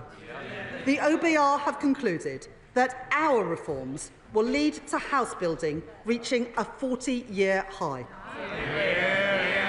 305,000 homes a year by the end of the forecast period. And changes to the National Planning Policy Framework alone will help build over 1.3 million homes in the UK over the next 5 years, taking us within touching distance of delivering our manifesto promise to build 1.5 million homes in England in this Parliament. Homes promised by this Labour government, homes built by this Labour government, homes opposed by the parties opposite. The impact on our economy goes further still. I said at the election that we could not simply tax and spend our way to prosperity.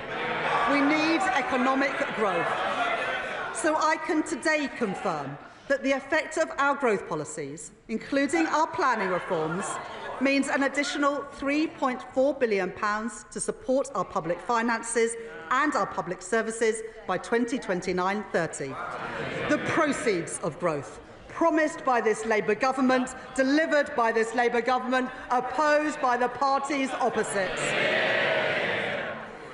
Mr. Speaker, earlier this week, we provided an additional £2 billion of investment in social and affordable homes next year, delivering up to 18,000 new homes and allowing local areas to bid for new development across our country, including sites in Thanet, in Sunderland and in Swindon. More security for families across our country, promised by this Labour government, delivered by this Labour government and opposed by the parties opposite. And to build these new homes, we need people with the right skills. Earlier this week, my right honourable friend, the Education Secretary, announced more than £600 million to train up 60,000 more construction workers, including with 10 new technical excellence colleges across every region of our country, giving working people the chance to fulfil their potential. New opportunities for our young people, promised by this Labour government, delivered by this Labour government, opposed by the parties opposite. Mr. Speaker, all this is just the start. The Planning and Infrastructure Bill passed its second reading on Monday. No thanks to the parties opposite. Once this bill completes its passage, it will help deliver the homes and infrastructure our country badly needs. And I say to the parties opposite, the British people will be watching. Because if the parties opposite don't support these reforms, let us be clear about what that means. They are opposing economic growth. They are opposing more homes for families. They are opposing good jobs across our country. We on this side are clear about whose side we are on. The parties opposite must decide too. This Labour government is taking the right decisions now to secure Britain's future. And today I can confirm to the House that the OBR have upgraded their growth forecast next year and every single year thereafter.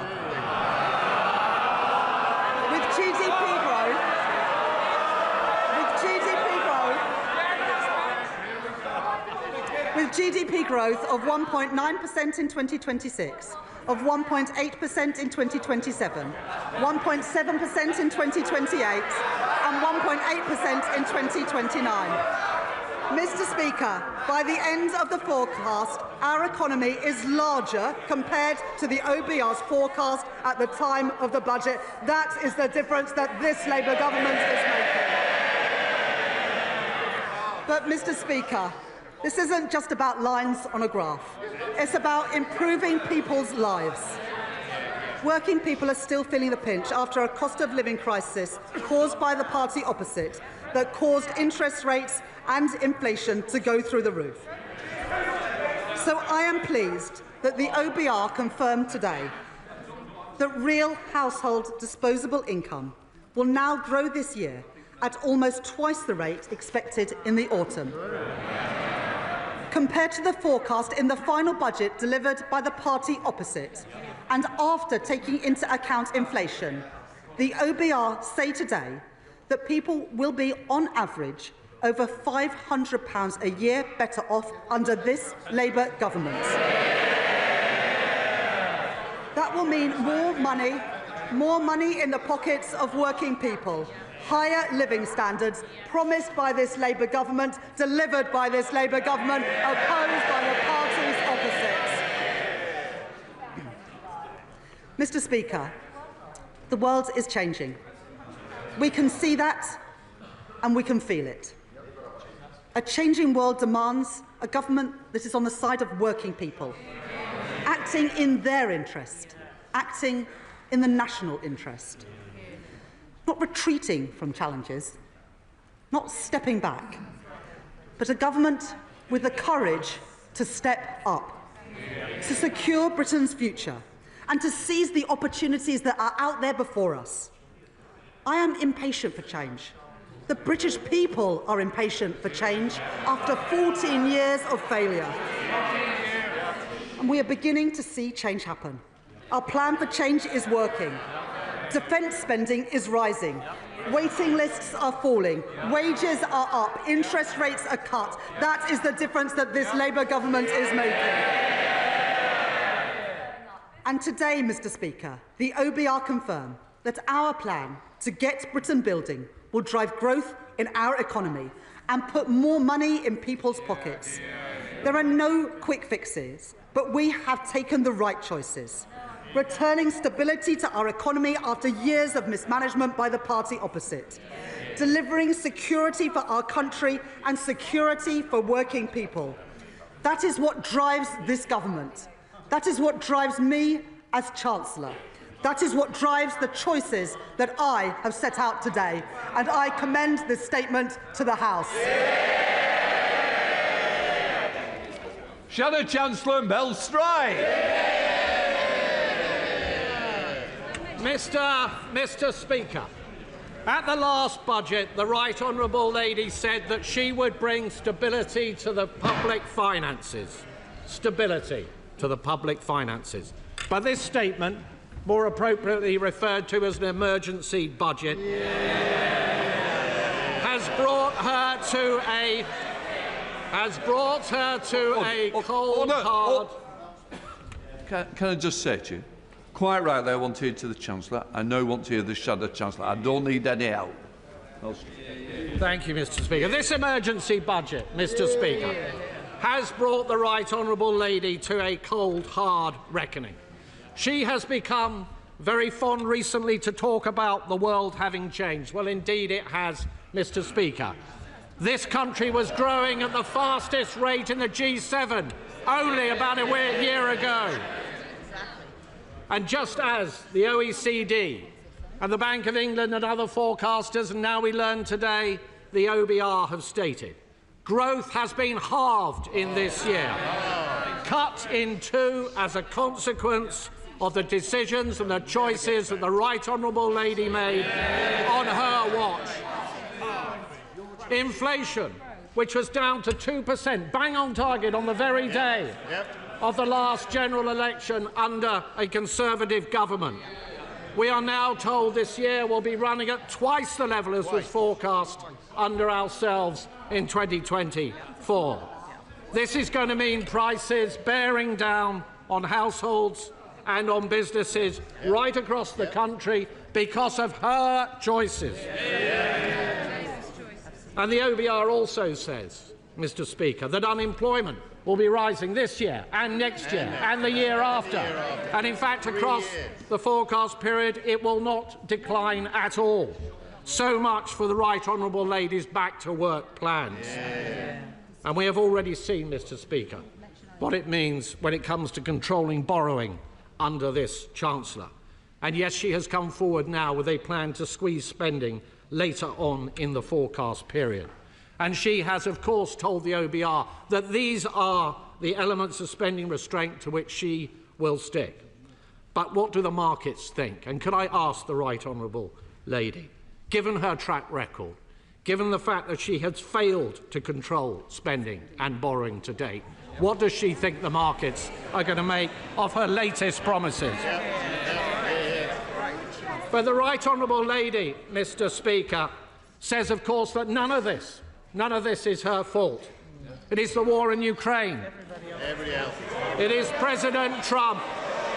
It is tariffs. It is President Putin. It is the Conservatives. It is her legacy. It is anybody but her. Well, what the British people know, Mr. Speaker, is that this is a consequence of her choices. She is the architect of her own misfortune.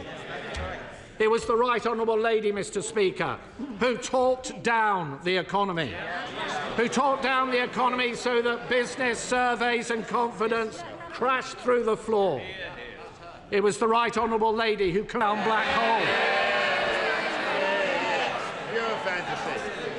A smokescreen that was only ever there in order to cover up for the fact that she and the Prime Minister reneged on their promises to the British people during the last general election. And a black hole that the OBR themselves, ironically at the government's behest, have said they will not legitimise. She chose to be reckless with a sliver of headroom against her fiddled targets. She borrowed and spent and taxed like it was the 1970s. Little wonder, Mr. Speaker, that the Chancellor has tanked the economy. Little wonder we have an emergency budget, all because of her choices.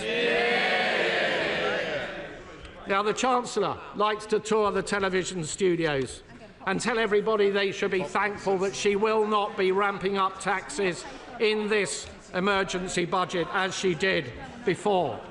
But that will be cold comfort to the millions up and down the country waiting in fear and trepidation for the start of the new tax year, buckling under the burden of tax that will be rising to the highest tax burden on her watch in the history of our country. And so could I ask the Right Honourable Lady if, when she replies in a moment, she will give that much-needed reassurance, particularly to businesses, that she will not be ramping up taxes still further in the autumn. Even a basic economist, Mr. Speaker, knows that if you tax something, you get less of it. You don't need to have worked at the Bank of England for 10 years, Mr. Speaker, to know that. So what did the Chancellor tax? She taxed jobs and wealth creation. She's destroyed livelihoods, businesses clobbered, big and small companies, the backbone of our economy. Enterprise crushed on the altar of her ineptitude. The CIPD telling us a third of those businesses affected will shed labour. Morrison's losing 200 jobs, Tesco 400, Sainsbury's 3,000 jobs lost. No wonder the Federation of Small Business say that outside of the pandemic, business confidence has been left at its lowest level on record. But it's not just businesses, Mr. Speaker. It's charities, it's GPs, it's pharmacists, it's those who transport children who have special educational needs, and it is hospices caring for the sick. caring for the sick and the dying. In this House, Mr. Speaker, the Labour Party had the opportunity yesterday and last week to stop that, but they voted our amendments down. And we will never let their constituents forget it. Mr. Speaker, if you ramp up taxes, if you ramp up borrowing and spending without any commensurate improvement in productivity, it leads to growing inflation. And inflation has been increasing on this government's watch.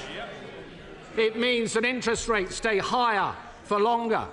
The Chancellor just now trumpeted the fact that there had been 3 interest rate cuts since the Labour Party came to office. She knows full well there should have been more than that had she managed. She knows full well. She knows full well. She knows full well, Mr. Speaker. She knows full well that interest rates are higher for longer because of the choices that she took.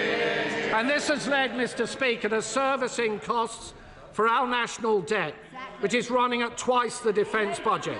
And today we have learned from the OBR that debt interest is to increase still further. None of this money, Mr. Speaker, is going to be spent on public services. It will be going down the drain. Mr. Speaker, the real black hole, Mr. Speaker, the real black hole is not the one the Chancellor invented, it is the one the Chancellor created. It's not a central problem, Mr. Speaker, the fact that this Chancellor is a gambler. Even with her fiddled fiscal targets, she left way too little headroom. Way too little headroom. And it's not the truth that whilst the Right Honourable Lady said at the last budget that that was a once-in-a-Parliament reset, she rolled the dice on a wafer-thin margin, and she lost. Reckless with her fingers crossed, she fiddled the targets and she missed them.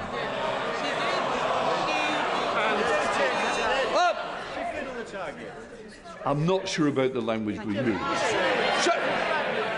I think there are better words and more constructive words the Shadow Chancellor would prefer to use. Can I just point out, thank you, Mr. Chair, can I just point out that all of her fiscal headroom disappeared, not just some of it. In fact, she went underwater to the tune of £4.1 billion. Mr. Speaker, reeling from one fiscal event to the next is not a way to run the public finances. And breaking your fiscal rules to the extent that the Right Honourable Lady has in just 6 months is a public humiliation. Mr. Speaker, could I briefly focus on defence spending? We on this side of the House welcome the fact that, as we press the government to do, they will reach 2.5% of GDP by 2027. And we note the stepping stone along the way that the Right Honourable Lady has just announced. But we should go further than that. The 3% target should be brought forward to this Parliament. So can I ask the Right Honourable Lady, given the geopolitical tensions that she has raised, what provision has she made in her headroom, in her fiscal plans, for increasing defence spending more quickly in this Parliament if that proves necessary? And could I ask her, would she scrap the absurd Chagos deal and put that money behind our armed forces? Mr. Speaker, the economy is in a perilous state, but there was a different way. There were different choices on taxing and spending and borrowing and on productivity and on welfare. And let me just say a few words on welfare. It was the privilege of my life, Mr. Speaker, to have served as the Secretary of State for Work and Pensions. And when it came to welfare reform, with that privilege came a deep responsibility. The responsibility for welfare reform to be properly thought through with a very clear plan. So I know they don't like it because it's an alien idea, Mr. Speaker, to the party opposite.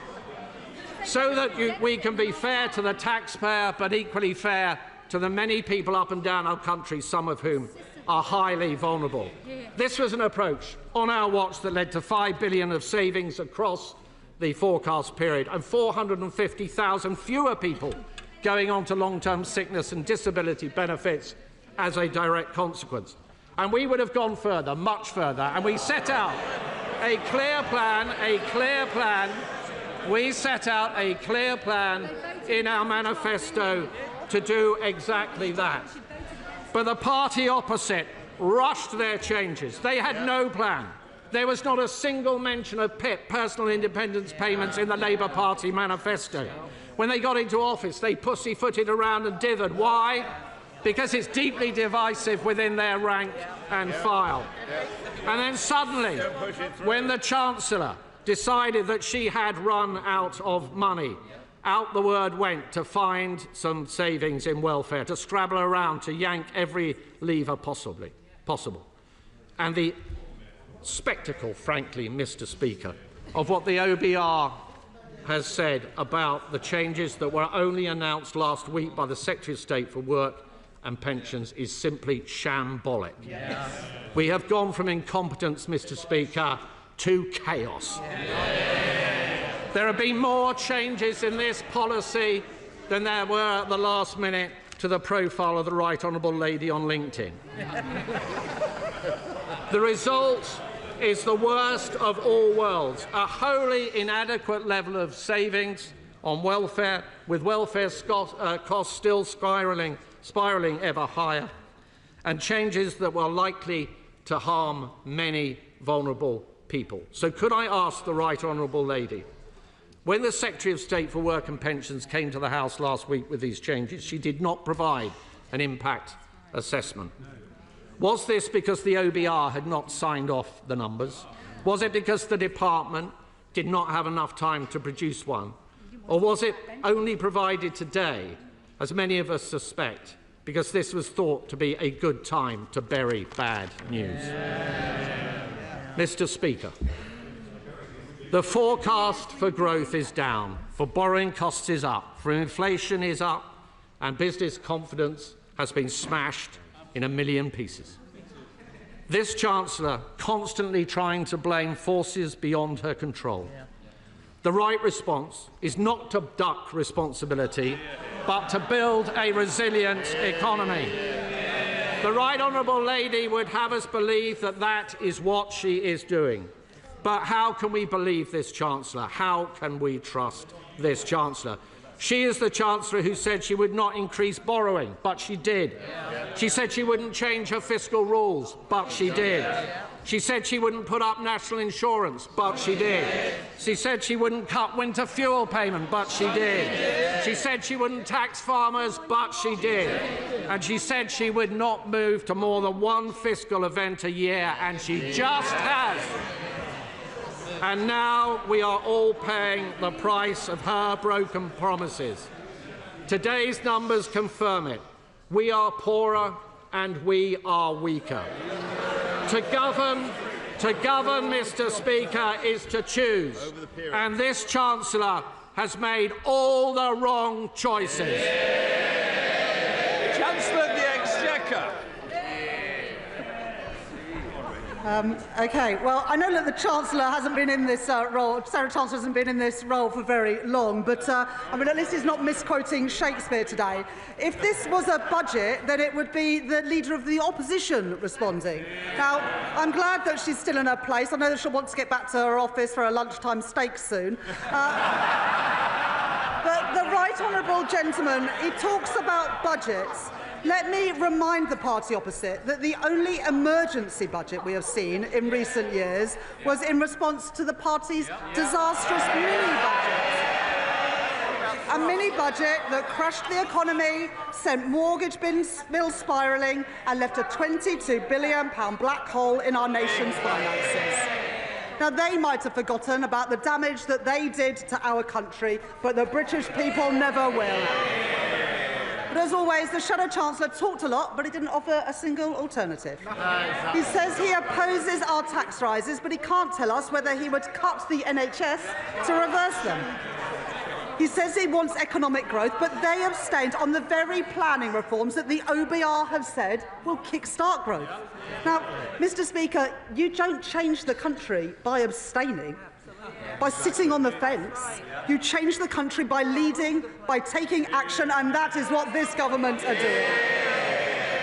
And Mr. Speaker, he says he wants businesses to trade, but he doesn't want us to talk to the second largest economy in the world, or indeed our biggest trading partners in the European Union. He simply isn't serious. 4 months into the job and he's got no clue. He wants to talk about growth, but he doesn't say anything about the fact that the OBR has upgraded growth next year and every single year after. He talks about pensioners, but he forgets that it's his party to scrap the triple lock, which we are protecting and which will mean the state pension rising next month by over £400. And Mr. Speaker, he talks about wages, but he forgets the fact that we are boosting wages by boosting the national living wage from next month. And, Mr. Speaker, the Shadow Chancellor says nothing about living standards or this morning's fall in inflation, because the last Parliament was the worst on record, and the OBR today have revised up their forecast for family finances. Mr. Speaker, working people are always better off with Labour. Now, he is learning something, because at least this time he's asked a couple of questions, so let me respond to them. He asked what should the markets make. Well, what the market should see is that when I've been tested with a deterioration in the headroom, we have restored that headroom in full. That is the choices that I made. And he says that it's a slither of a headroom. Well, it's 50% more headroom than I inherited from the party opposite.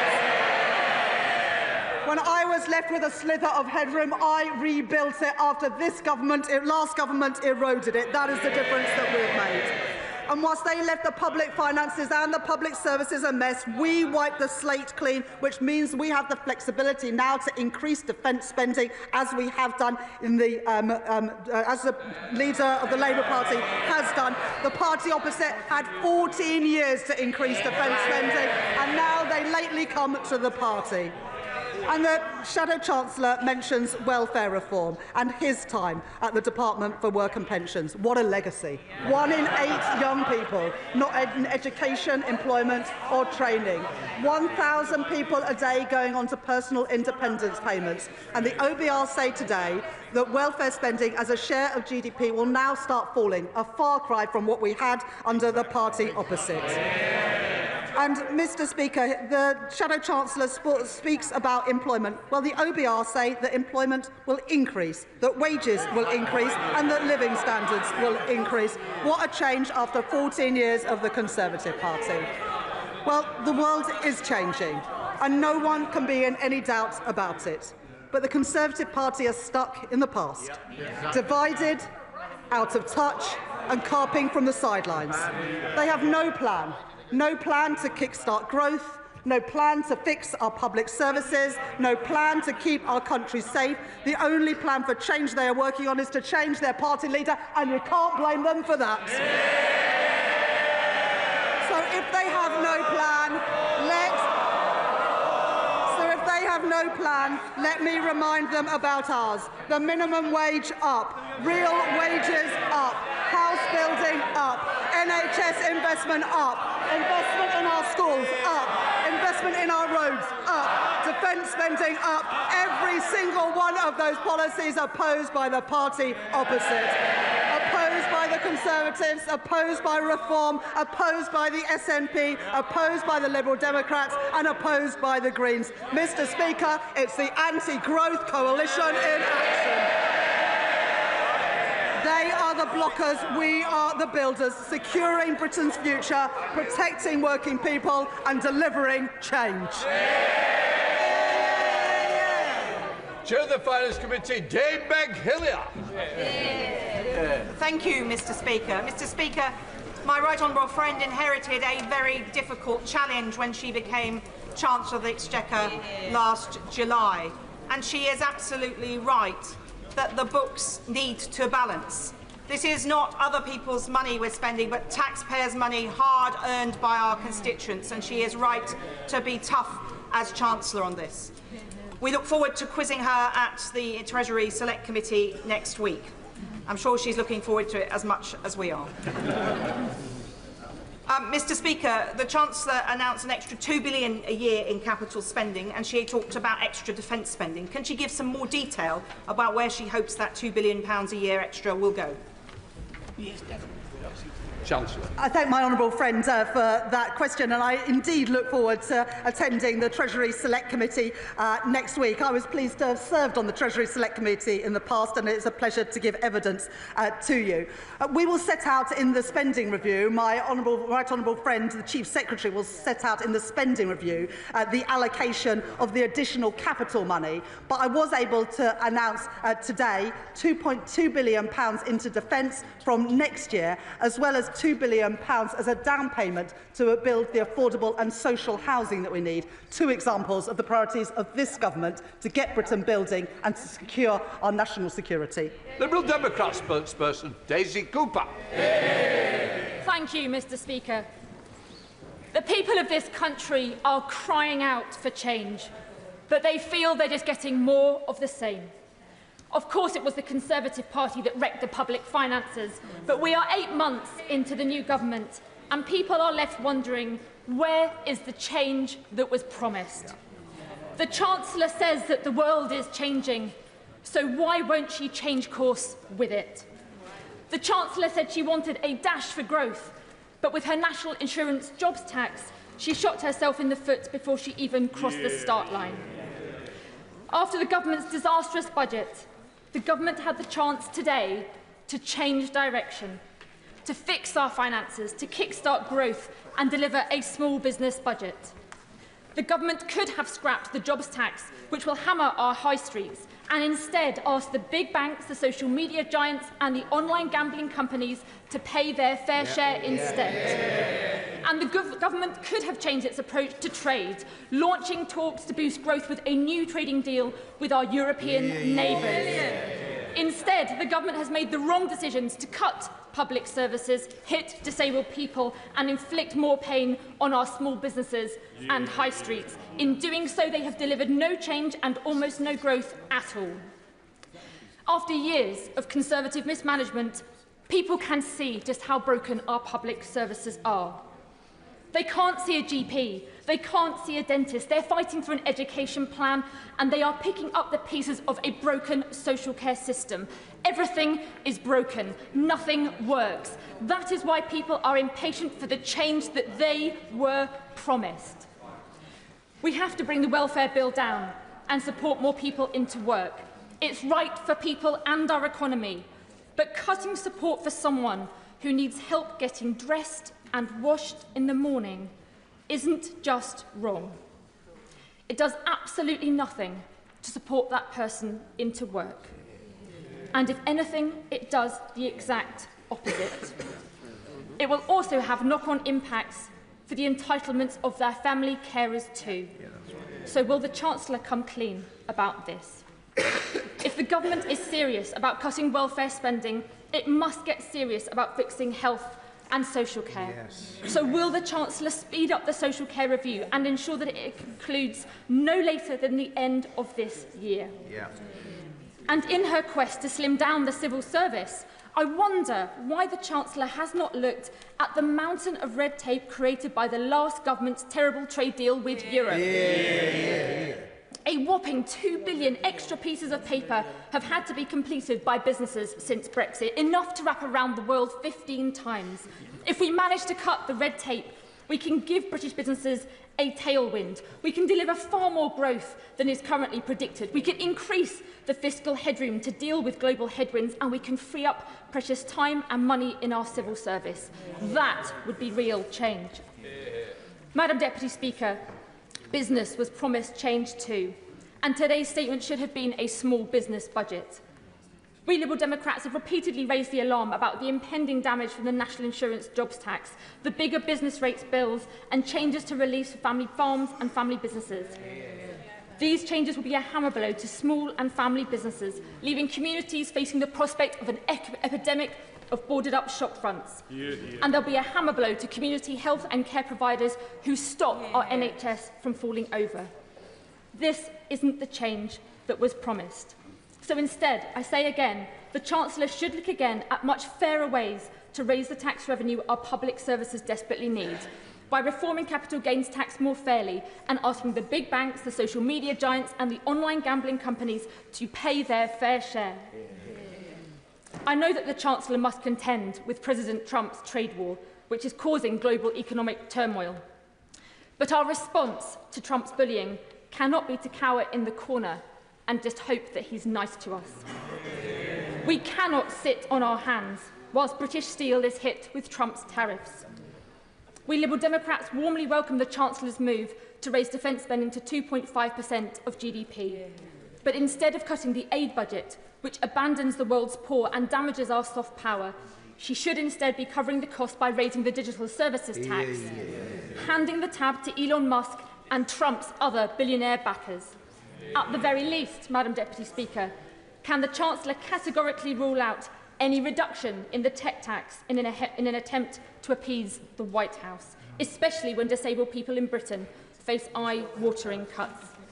To conclude, Madam Deputy Speaker, I have a series of questions. Will the Chancellor recognise that cutting public services that are already stretched is a false economy? Will she accept that trying to bring down the welfare bill without fixing health and social care is a road to nowhere? Will she listen to the warnings from small and family businesses that her jobs tax will do more harm than good? Will she look at the fairer ways of raising revenue that we Liberal Democrats have put forward? And will she take the bold action we need to grow our economy by rebuilding our broken trading relationship with Europe? Madam Deputy Speaker, the public were promised change. Where on earth is it? Chancellor. Thank you, Madam Deputy Speaker. The Honourable Lady says, where is the change? Well, let me tell her. More money into NHS with 2 million additional appointments and waiting lists falling 5 months in a row.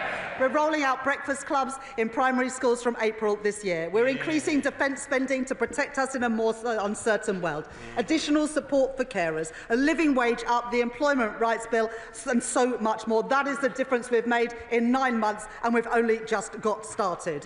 Now, the Honourable Lady talks about trade. Well, we believe in free trade. We are a small, open trading economy, and we benefit with trade links around the world, including with our single biggest trading partner, the United States of America. And it is right that we work with our allies in the United States to ensure that that free and open trade continues. That is in our national interest, and this government will always act in our national interest. At the same time, there is going to be a summit, as the Honourable Lady knows, between the UK and the EU in May, where we look to reset our relationship so that we can see more free trade and the better flow of trade, especially for our smaller businesses to be able to export around Europe.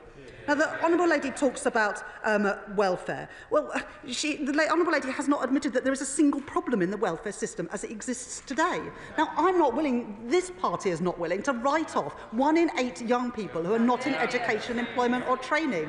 It's why, for example, we have just announced this week with my right honourable friend, the Education Secretary, an additional 60,000 training places to train people up in the construction industries of the future, and a £1 billion package of personalised targeted support, because there are many disabled people, and the Honourable Lady knows this, who are desperate to work but aren't getting the support, were denied the support by the last government. And that's why we have said that there will be additional support for the most sick and disabled, and that personal support for getting people back into work. And that is the right approach, so that we have protections for those who need it, work for those who can, and a sustainable system that is here for generations into the future.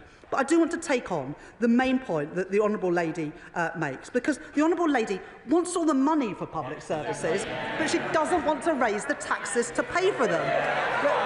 The tax, at the moment, we spend £105 billion a year on interest on government debt. And it seems that the Honourable Lady would just like more of that debt. She says you can't see a GP, you can't see a dentist. Well, Madam Deputy Speaker, how does the Honourable Lady, how do the parties opposite think that you pay for those things?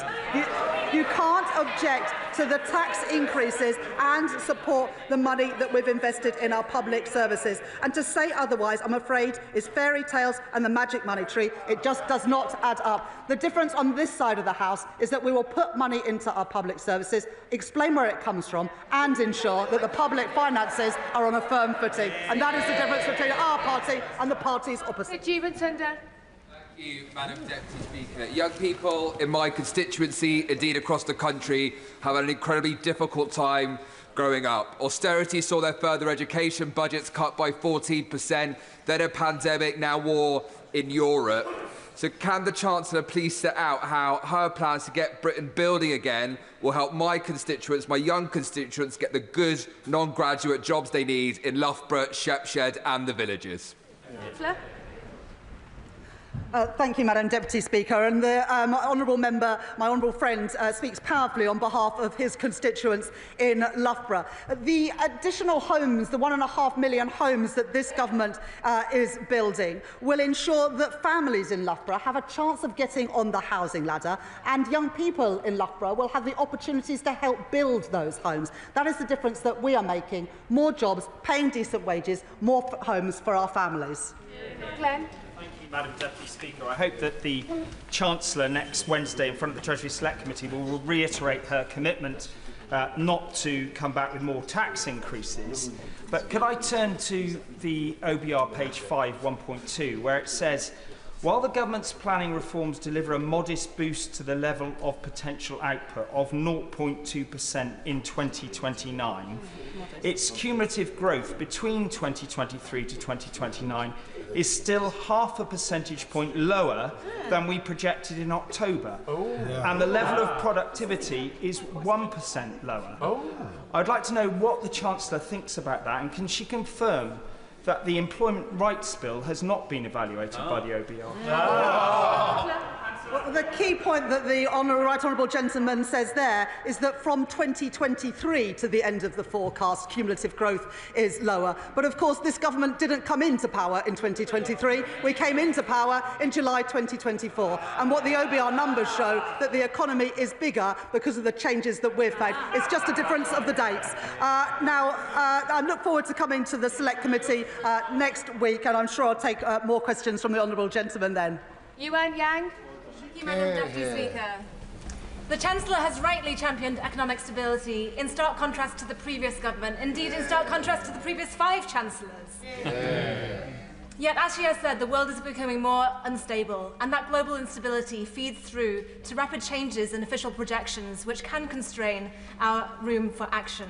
Can the Chancellor reaffirm to us that despite these challenges, she will keep her focus on fiscal stability to meet the long-term missions of this government, to defend our country, to improve living standards, and to protect the most vulnerable in our society? Chancellor. Thank you. My honourable friend is absolutely right that her constituents, all of our constituents, depend on economic stability. It ensures they know how much they're going to pay on their rent and their mortgages. It ensures that they're not caught out when they go to the shops by prices constantly rising. And that's why, as a government, we've said to grow our economy, the number one thing that we need to achieve is economic stability. And that's why I'm so pleased that the Bank of England have been able to cut interest rates 3 times since the general election, and also that the OBR forecast that inflation will fall rapidly to 2.1% next year and then 2% in the years after that. Dr. Caroline Johnson. Speaker.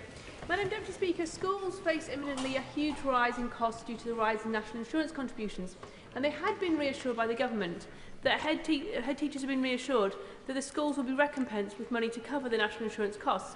Yet Sir Robert Patterson School in my constituency, a great school, finds itself £33,000 short. Will the Chancellor commit to ensuring that Sir Robert Patterson, and indeed all the schools in my constituency, are given enough money to cover her jobs tax?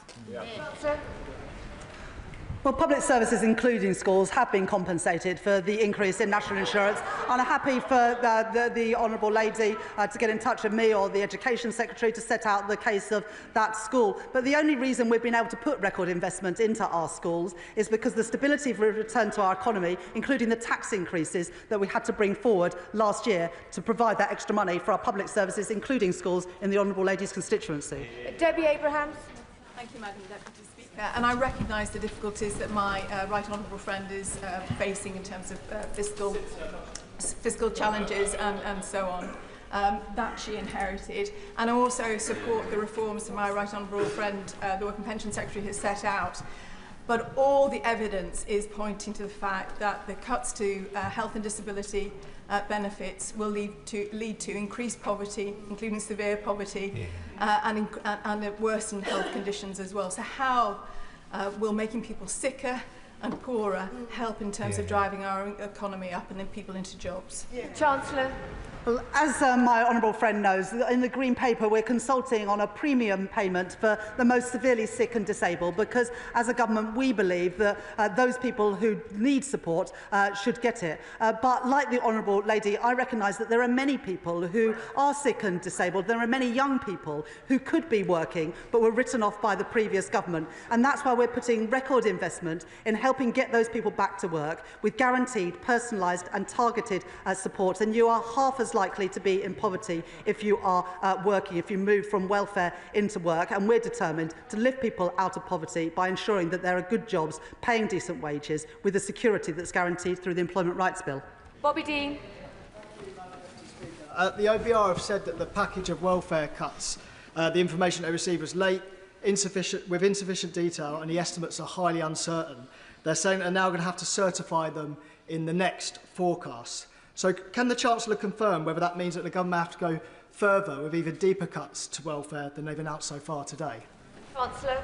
Well, what the OBR have done is they haven't taken into account any of the package of measures to get people back into work, or looked at any behavioural effects of people making that switch into work. And what they've said in that document is that they're now going to spend the summer looking at the entirety of the package, including the efforts that we are making with a huge package to get people back into work. I'm confident that that personalised, targeted support will get more people into work, lift them out of poverty so they can support their families, and so as an economy we can benefit from their contribution. Rachel Maskell. Thank you, Madam Deputy Speaker. Fiscal responsibility, unlike with the last administration, ensures that people are paying less and it keeps the cost of living down. However, as a Labour Party, we've got an additional responsibility around having social responsibility. So can we look at those DWP changes again? Of course, protecting the most vulnerable, but it's those people just above that band which are set to lose, and we're really worried about those. Chancellor. I thank my honourable friend for that question, and I share the deep concern, all of us on this side of the House. In fact, I think everyone in this chamber shares the concern about the most sick and disabled who need support, which is why in the Green Paper we're consulting on an additional premium payment to the most severely disabled, but also, instead of writing people off and not providing the support they need to do a job that matches their abilities and their needs, that we're giving that personalised target support. And I was in a job centre in my own constituency in Pudsey last week, where there are amazing stories of work coaches helping people into work who are far from the labour market. We want to see more of that to lift people out of poverty, to help them achieve their potential. Dame Harriet Baldwin. Thank you, Madam Deputy Speaker. At the general election, the Chancellor promised growth and no increase in taxes. But as Chancellor, she has delivered no growth and a record increase in taxes. And now the Office for Budget Responsibility is halving her growth forecast this year, cumulatively 0.5% less over the forecast period. And more worryingly, they are also forecasting a 1% reduction in, over 1% reduction in productivity growth. Why does she think that is? Chancellor. I've got a huge respect for the honourable lady, but that question doesn't do her justice. As I said to the right honourable gentleman earlier, yes, if you start in 2023, cumulative growth is lower, but the general election didn't take place in 2023. It took place in 2024. The economy is bigger at the end of this Parliament than the OBR forecast previously. Those are the numbers, those are the facts, that's the difference that this Labour government are making. Ruth Cadbury. Thank you, Madam Deputy Speaker. I'd also like to congratulate the Chancellor on her excellent statement, which addresses the challenge the last government left her with. Madam Deputy Speaker, to drive growth across the UK, new heavy and light rail infrastructure is badly needed. So what work is the Chancellor doing to develop new models of funding in order to deliver these important projects? Chancellor.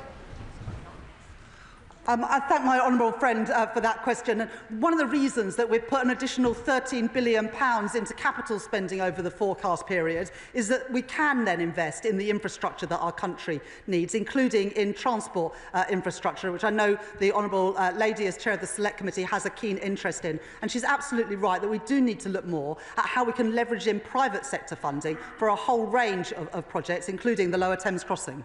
Chris Coughlin. Thank you, Madam Deputy Speaker. And I'd like to declare an interest as an alumni of London Business School. The Chancellor recalled on the Treasury Committee in November that I asked her to look at a specific London Business School paper on using defence spending, specific public R&D on defence spending, to boost economic growth.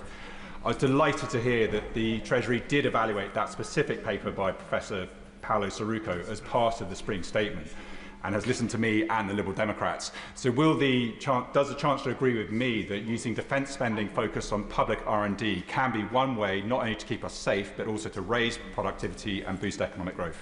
Chancellor. I thank the honourable gentleman for that question, and I look forward to taking more questions from him at the Select Committee next week. When I've been to visit defence companies or met our armed forces, they tell me about the amazing ability that new technology and innovation has to help them do their jobs better in keeping our country safe. And so as we invest more in defence and get to that 2.5% of GDP, it is absolutely right, as I've set out today, that more of that money is used for innovation, R&D and new technologies. Zubair Ahmed.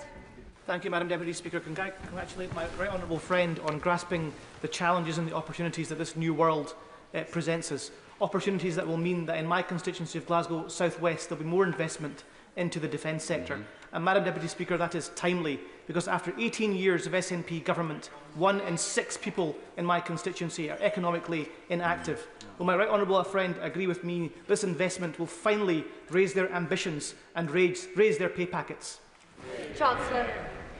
Well, unlike the SNP, the Labour Party supports investment and jobs in the defence sector in Scotland that support people in Glasgow and South West and in many other parts of Scotland. More good jobs for young people, more jobs paying decent wages, keeping our country safe. That's what this party believes in. It's a shame the SNP believe in something entirely different. Thank you, Madam Deputy Speaker. A cloud hangs over the economy in northern Lincolnshire at the moment, with the potential for significant job losses at the Scunthorpe Steelworks. In view of that, could the Chancellor give an assurance that funding will be available, not only to look after any redundant workers, but also to attract new business and retraining for existing workers? Chancellor. At the general election, we set out our plan for a steel fund as part of the National Wealth Fund. I absolutely understand the concern of the honourable member and other honourable members in the House about the future of the steel industry in this country. We were able to improve the deal for Tata to protect more jobs in South Wales. We want to have a thriving steel sector right across the UK, and we'll continue to work with the company and with the trade unions there to achieve just that. Richard Bergen. Thank you, Madam Deputy Speaker. Making cuts instead of taxing wealth is a political choice, and taking away the personal independence payments from so many disabled people is an especially cruel choice. A disabled person who can't cut up their own food without assistance, and can't go to the toilet without assistance, and can't wash themselves without assistance will lose their personal independence payment. So hasn't the government on this taking the easy option of cutting support for disabled people, rather than the braver option, which would be to tax the wealthiest through a wealth tax? Chancellor. Madam Deputy Speaker, there is nothing progressive, there is nothing Labour about not supporting people who are disabled and sick and young people to do jobs that are commensurate with what they are able to do. And 1 in 8 young people have been effectively written off by the party opposite, and we're not willing to leave them in that position. And we are consulting in the Green Paper on an additional premium to pay to the most sick and disabled, because we recognise that people need support from the state. But too many people are not given the opportunities to fulfil their potential, and we're not willing to carry on like that. In the budget last year, we got rid of the non-dom tax status, we increased capital gains tax, we introduced VAT on private schools, and we changed the rules of inheritance tax. So I don't recognise what the honourable gentleman says. Dave Dugan. Thank you, Madam Deputy Speaker. The Chancellor tells us the world has changed, and if that's true to allow her to stick the boot into disabled people, it must also be true then to allow her to review her income tax rates, perhaps commensurate with those existing in Scotland, which had saw the Scottish economy grow in January by 0.3%, while the UK contracted by 0.1%. She could also choose to revise the government's position on reaccessing the single market in the European Union, which would allow a 30 billion recurring return with no compensation required, or a 1% tax on assets over 10 million. A wealth tax, as one of our backbenchers has just highlighted, 40 billion recurring every year with no need for compensation. If she's got the disabled, the WASPy women, pensioners and hospices in her crosshairs, why can she not tap up multi-millionaires for a few quid? The world has changed, and we can see that all around us, which is why our defence is more important than other. That's why it's so astonishing that the SNP continue to oppose the nuclear deterrent. Preet Gill. Thank you, Madam Deputy Speaker. And I commend the Chancellor on her statement. Does my right honourable friend agree with me that the party opposite doesn't understand the link between their total failure to get houses and infrastructure built that our constituents desperately want and the economic constraints that we are facing today? I thank my honourable friend for that question, and she speaks powerfully on behalf of her constituents in Birmingham. We need to build the homes that all of our constituents are crying out for. The level of home ownership had declined under the previous government, and we're determined to turn that around, as well as building the affordable and social housing that our country needs. And as we build those homes, more good jobs for young people with pride in their work, good jobs paying decent wages, backed by the increase in the national living wage and our employment rights bill. James Cleverly.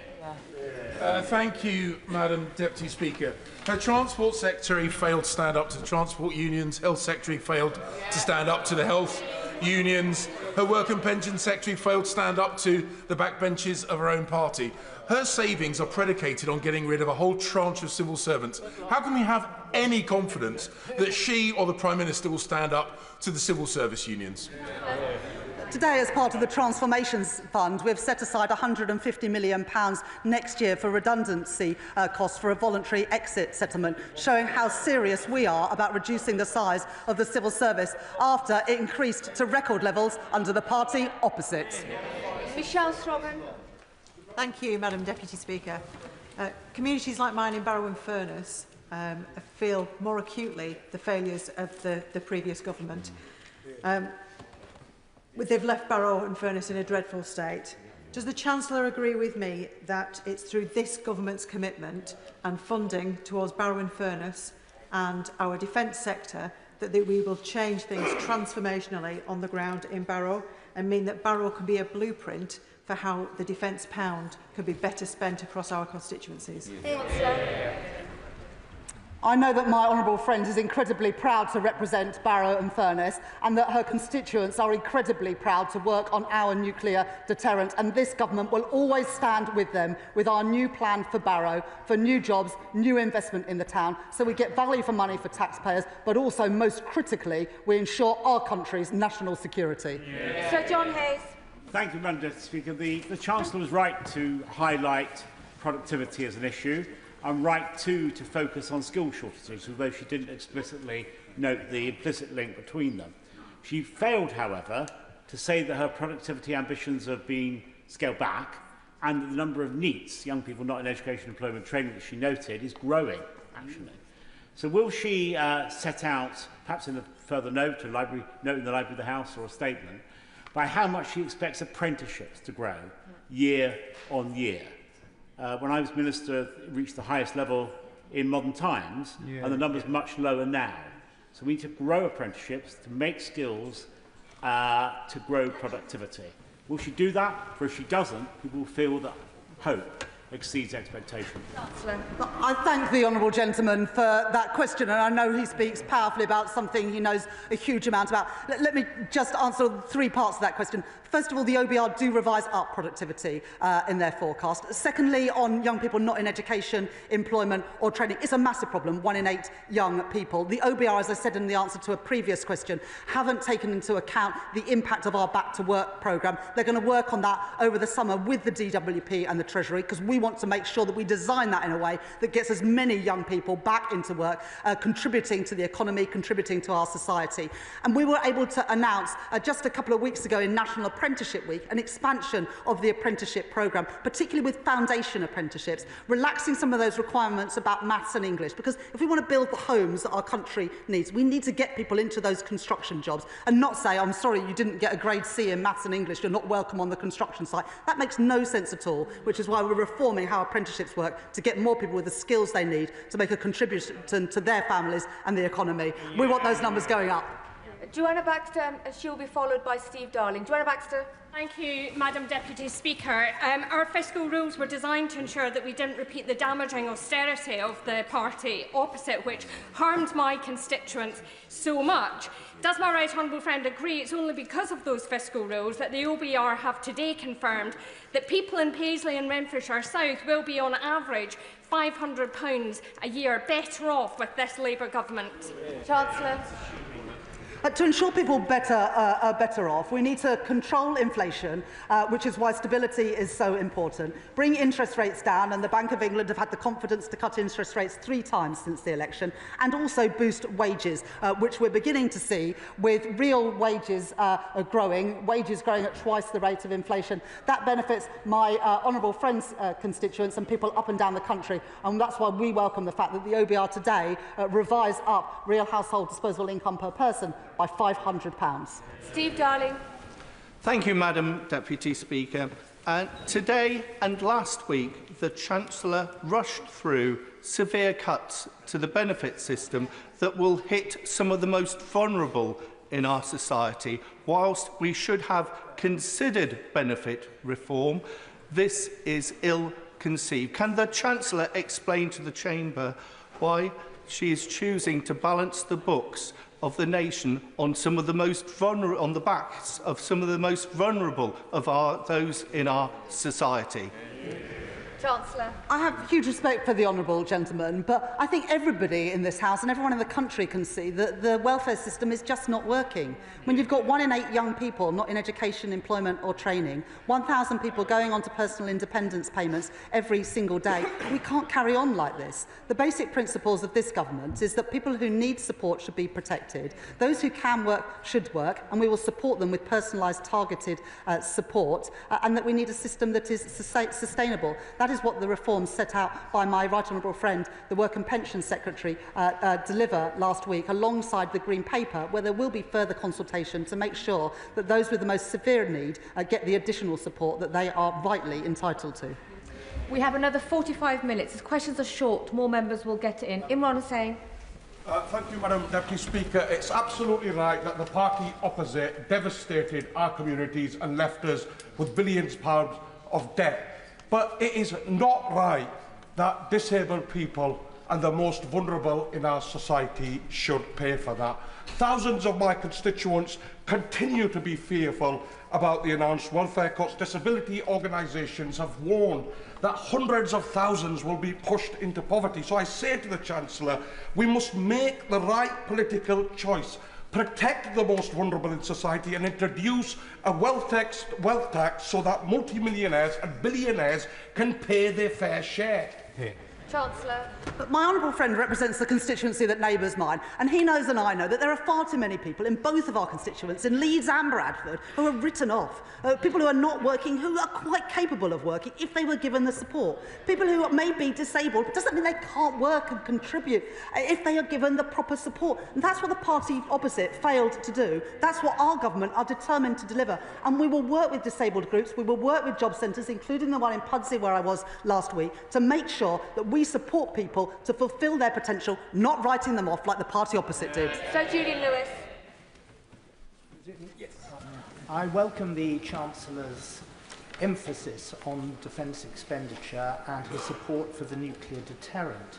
But does she accept that by his actions in Ukraine, Putin has restarted the Cold War?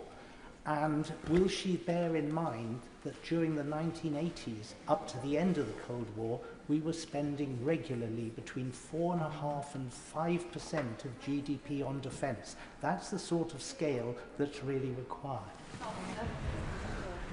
The honourable gentleman has long been an advocate of spending properly on defence, and that's why we've set out a fully funded and costed plan to get to 2.5% in the next 2 years and then 3% in the next Parliament. The world has changed. We can see that all around us. This government will always put our national security and our defence first, and as the situation evolves, of course, so will we. Andy MacDonald. Thank you, Madam Deputy Speaker. I thank the Chancellor for her statement. She's absolutely right to highlight the stimulus that the Employment Rights Bill will bring to our economy. But I respectfully say to her that the impact of the cuts to welfare payments will reduce the incomes of some of the poorest constituents in my Middlesbrough and Thornaby East constituency. And that contrasts with the easy ride that the very wealthy get from lower margins of tax on their assets and gains than my constituents face through income tax. The world indeed has changed since she settled her fiscal rules. So will the Chancellor consider putting capital gains tax on an equal footing with income tax or implementing a wealth tax, which is a 2% rate on assets worth over £10 million to improve the country's finances? At the budget last autumn, we increased taxes by £40 billion without asking working people to pay more. We did that by abolishing the non-dom tax status, by increasing the rate of capital gains tax, tightening the rules around inheritance tax, and yes, by asking businesses to pay more as well. So we have already raised taxes to put more money into our health service, reduce NHS waiting lists, and to have free breakfast clubs at primary schools. But what the Spring Statement shows today is that by growing our economy, we can increase the size of the economy through the planning reforms and therefore ensure there are more money for our public services. That's why the #1 priority of this government is growth, and why I'm so pleased today that the OBR say that by the end of this Parliament the economy will be bigger than that we inherited from the Conservatives. Sammy Wilson. Thank you, Madam Deputy Speaker. The Chancellor has claimed today that she's building a foundation on the foundations for the economy, but sadly the foundations are foundations of sand, built on increased borrowing, higher inflation, lower growth, jobs taxes, etc. Can she tell us how these structures will stand against the economic forces which are coming to affect the United Kingdom and she has described today? And specifically, could she tell us what proportion of the Transformation Fund will be available to the Northern Ireland Executive for important transformation of public services in Northern Ireland? Chancellor. I thank the honourable gentleman for that question. The OBR are really clear that the economy at the end of this Parliament will be bigger than they previously envisaged, bigger than the plans we inherited from the previous government, and the average person with real household disposable income will see their incomes rise by £500. So we're already beginning to deliver the change that we promised. In the budget last year, I was able to announce the biggest ever settlements for Scotland, Wales and Northern Ireland. That continues to be the case after the Spring Statement today. John Grady. Thank you, Madam Deputy Speaker. Reckless management of public finances leads to higher costs of government borrowing. And as any economist will tell you, that increases the cost of capital across the British economy, putting at risk and increasing this cost of essential investments in housing and infrastructure that my constituents desperately need. Would my right honourable friend agree with me that this is a very important reason why it is essential to manage public finances carefully, unlike the last Conservative government, and unlike the government in Scotland, which is over-familiar with emergency budgets? My honourable friend is absolutely right. The importance of robust fiscal rules that, even in difficult economic circumstances, we continue to meet through the decisions that I've set out today. And the reason economic stability is so important is that we saw what happened in the last Parliament, where a government borrowed beyond its means. And the people who lost out were not the wealthy. It was ordinary working people who paid more in the shops, more on their mortgages and more on their rents. This government will never repeat the mistakes of Liz Truss and the party opposites. Dr. Luke Evans. The Chancellor has created a storm and now is complaining about the rain. She increased spending to 70 billion, she increased borrowing by 30 billion, she increased tax by 40 billion, and yet the economy shrank in January. Now, she did talk about change and the abolition NHS England. Now, I put a written question in to the department to say how much would this cost. They said there would be some upfront costs, but couldn't specify. So with this top-down change, could she tell me what the estimated cost is of abolishing NHS England? Chancellor.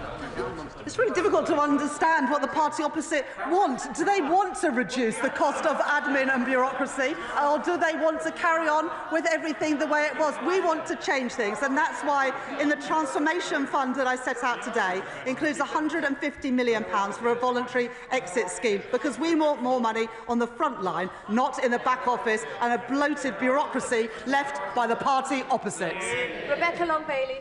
Madam Deputy Speaker, there's so much to welcome in today's statement, but the Chancellor will be aware of serious concerns regarding welfare reform. And my constituent told me last week, I'm terrified of what will happen to me if I can't work.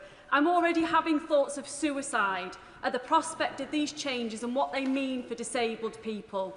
Today's impact assessment shows 250,000 increase in relative poverty, 50,000 increase in children living in relative poverty. What will the Chancellor do to stop this from happening? Chancellor.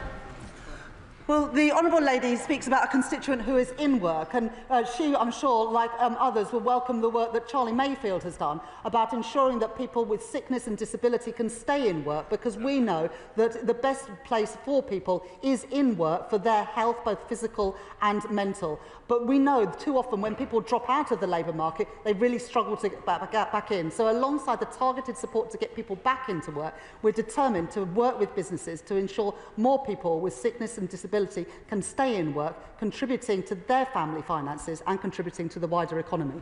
Nigel Farage. Thank you, Madam Deputy Speaker. Would the Chancellor agree that measuring growth and relative wealth by GDP is not the most relevant number to our constituents? Because we're living in an age of mass immigration and a rising population, it is GDP per capita, surely, that matters to our constituents, and that has fallen consistently for the last 2 years and is falling still. And shouldn't we tell people, actually, they are getting poorer? Well, the OBR forecast that GDP per capita will increase by 5.6% during the course of this Parliament, having fallen under the previous government. So if he ever gets to Clacton, he can tell his constituents that. Matthew Patrick. I welcome the Chancellor's investment of over £3 billion into a transformation fund to sort out how government is run. Does the Chancellor agree with me that this is reform that the Tories ducked, should have done it, didn't do it, and actually their failure to address this put pressure on frontline services and stretched public finances? Chancellor. The Transformation Fund, worth £3.25 billion, is about trying to reduce costs further out, the costs of failure. So that's why we're putting more money into recruiting foster carers, because we want to make sure that more children can get the best possible start in life. But we also know that if children end up in poor quality children's homes, that has consequences not just for their lives, but also for other services later in life. It's also why we're putting more money into technology in the probation service, so that we can make sure that probation works better for rehabilitating offenders, but also ensuring that people pay for the crimes that they commit. Alberto Costa. Thank you, Madam Deputy Speaker. The Chancellor rightly reminded this House in her statement that the British public are watching. And among the British public watching are tens of thousands of the most vulnerable pensioners in our society. Can she please explain to the House what is Labour about removing the winter fuel payment from those having £13,500 a year. Next month, because of the triple lock which we've been able to protect, the basic state pension, the new state pension, will increase by more than £400. And during the course of this Parliament, because of the triple lock, which the Shadow Chancellor opposes, the triple lock will cost an additional £31 billion. So that's the protection that we're giving to pensioners, as well as record investment into our NHS, which of course older people use with greater frequency than anyone else. Zara Sultana. Thank you, Madam Deputy Speaker. The UK is the 6th richest country in the world, yet over 1 in 3 children and 25% of adults live in poverty. Since Labour came into power, 25,000 more children have been pushed into poverty due to the 2-child benefit cap. And now, according to the government's own impact assessment, over 250,000 people will be pushed into poverty as a result of these cuts, including 50,000 children. So I asked the Chancellor, who earns over £150,000 annually, has accepted £7,500 worth of free clothing, and recently took freebie tickets to see Sabrina Carpenter. Does she think austerity 2.0 is the change people really voted for? There's nothing progressive and there's nothing Labour about pouring more money into a broken system. Under the changes that we're bringing about, we're going to help young people who are not in education, employment or training by giving them targeted support. And as I set out in the statement earlier, the OBR so far have not scored any of the Back to Work programme, which is the biggest Back to Work programme that we've seen for many, many years. They're going to do that work over the autumn. But we know that the best way to lift people out of poverty is to get them into good work, secure work, paying a decent wage. We're increasing the national living wage, so it will go up by £1,400 for someone working full-time from next month, as well as the Employment Rights Bill, which ensures that people will have security at work. That's the difference that this Labour government is making. Adrian Ramsey. Thank you, Madam Deputy Speaker. The Chancellor knows that our economy has been driven to the edge over the last 15 years, with ordinary people forced to bear the burden while a small minority have amassed extreme wealth. This is something she could change, and her own backbenchers are lining up to argue for a wealth tax. So why won't she do the fair and right thing and introduce a tax on the very wealthiest, rather than launching austerity 2.0 and removing vital support from disabled and ill people? The best thing that we can do for our constituents is build the homes that they desperately need. And so I really have no understanding of why the Green Party voted against the planning and infrastructure bill this week. What have they got against to get families getting homes and young people getting jobs? Amanda Martin. Thank you, Madam Deputy Speaker. Today's defence announcement by my right honourable friend, the Chancellor, is fantastic news for my city. It delivers security for working people across the country and cements Portsmouth as not just the historic home of the Royal Navy, but the future home. Does she agree with me that after 14 years of the benches opposite, decimating all areas of our armed service, imposing 3 Portsmouth ministers on my city, and axing shipbuilding from our city, it has fallen to this government to once again fix the mess inherited by you, by the people over there. Almost said you lot, sorry. Securing the naval base operation and those serving our country for the future. My honourable friend is a proud advocate for her city of Portsmouth, and this government is a proud advocate for the people of Portsmouth. That's why we've put investment into the Portsmouth naval base in the spring statement today.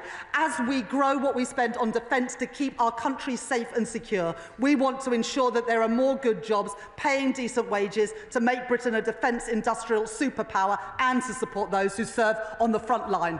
Wendy Morton. Thank you, Madam Deputy Speaker. Today, the Chancellor could have taken action to reverse the damage that she has done to constituents and businesses in my constituency and beyond, but she's failed. She's chosen not to do so. So what does she say to the pensioners, the farmers, the businesses, the charities, the hospices, and all those hard-working people who now face her huge tax rises?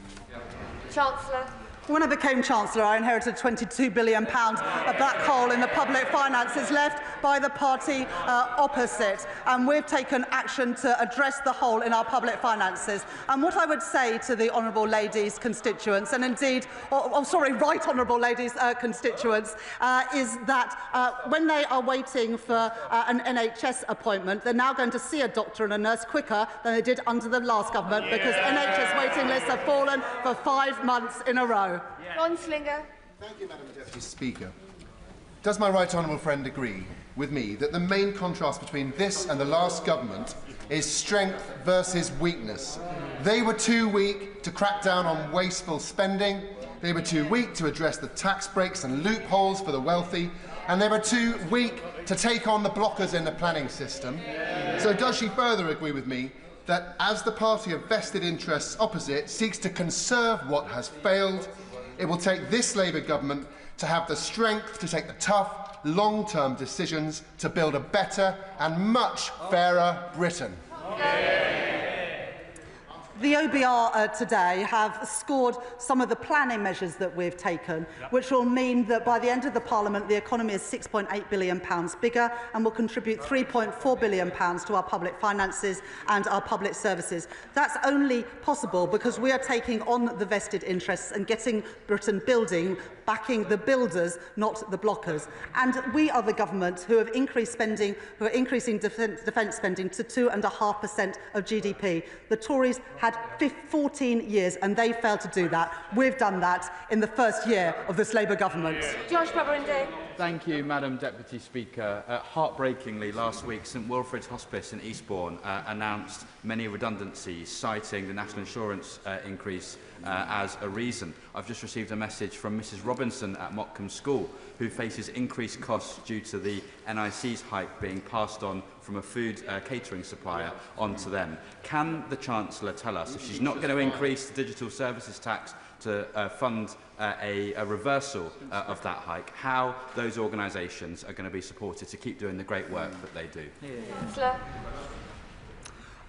At the budget, we set out tax increases on the wealthiest and, yes, on businesses to properly fund our public services. And so when constituents in Eastbourne get to see a doctor or a nurse a little bit quicker, when they benefit from the breakfast clubs that we're rolling out, it's because we had the money to do so. So you can't back the increases in investment in our public services if you oppose the money to pay for it, including the settlement for the hospices.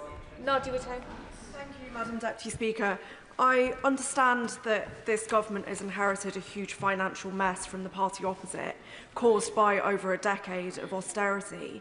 But what is the justification for cutting disability benefits, especially when a third of disabled people are already in poverty, instead of choosing to tax the growing wealth of the super rich? For example, a 2% tax on assets over 10 million, which could raise 24 billion a year. At the budget, we set out £40 billion worth of tax increases, including getting rid of the non-dom tax status, increasing capital gains tax, VAT on private schools, and tightening the rules around inheritance tax. We made those decisions so that we could invest more in our public services, including in our schools and our hospitals, and indeed we have now lifted defence spending within the next 2 years to 2.5% of GDP. And on welfare spending, there's nothing progressive about writing off a generation of young people, and that's why our targeted personalised support will help people get back into work, lift them out of poverty and help them contribute both to their family finances and our nation's finances. Thank you, Madam Deputy Speaker. The Right Honourable Lady talks of financial responsibility, so could she tell us, please, when government bond yields hit their highest level since the global financial crisis, and who was the Chancellor of the Exchequer then? And if she needs a clue, we can bring her a mirror. Thank the Honourable Lady for that question. You can see, if you look at financial markets and follow them closely, that the increase in bond yields in the UK, in France and Germany have closely tracked each other.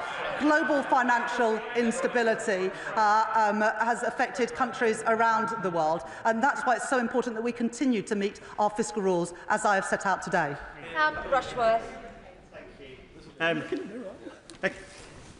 The member for Clacton a moment ago mentioned GDP per capita. I see he's asked his question and ran away.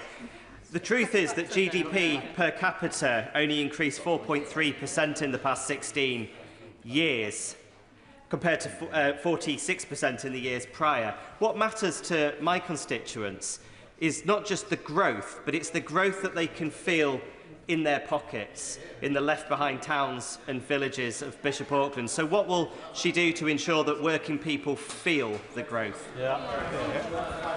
My honourable friend is absolutely right, and this government wants people in Bishop Auckland and constituents across our country to feel the benefits of that growth, with good jobs, paying decent wages in all parts of the country. That's why we are increasing the national living wage. That's why we are making work pay, and that's why we are backing the builders, not the blockers, to create new jobs, new homes for families, new transport infrastructure, new energy infrastructure. And that's why the OBR today say that compared to the plans we inherited, real household disposable income per person is set to rise by £500 by the end of this Parliament, showing the difference that this government is making.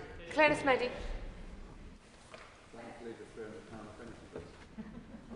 Claire Smeddy, no? Yeah.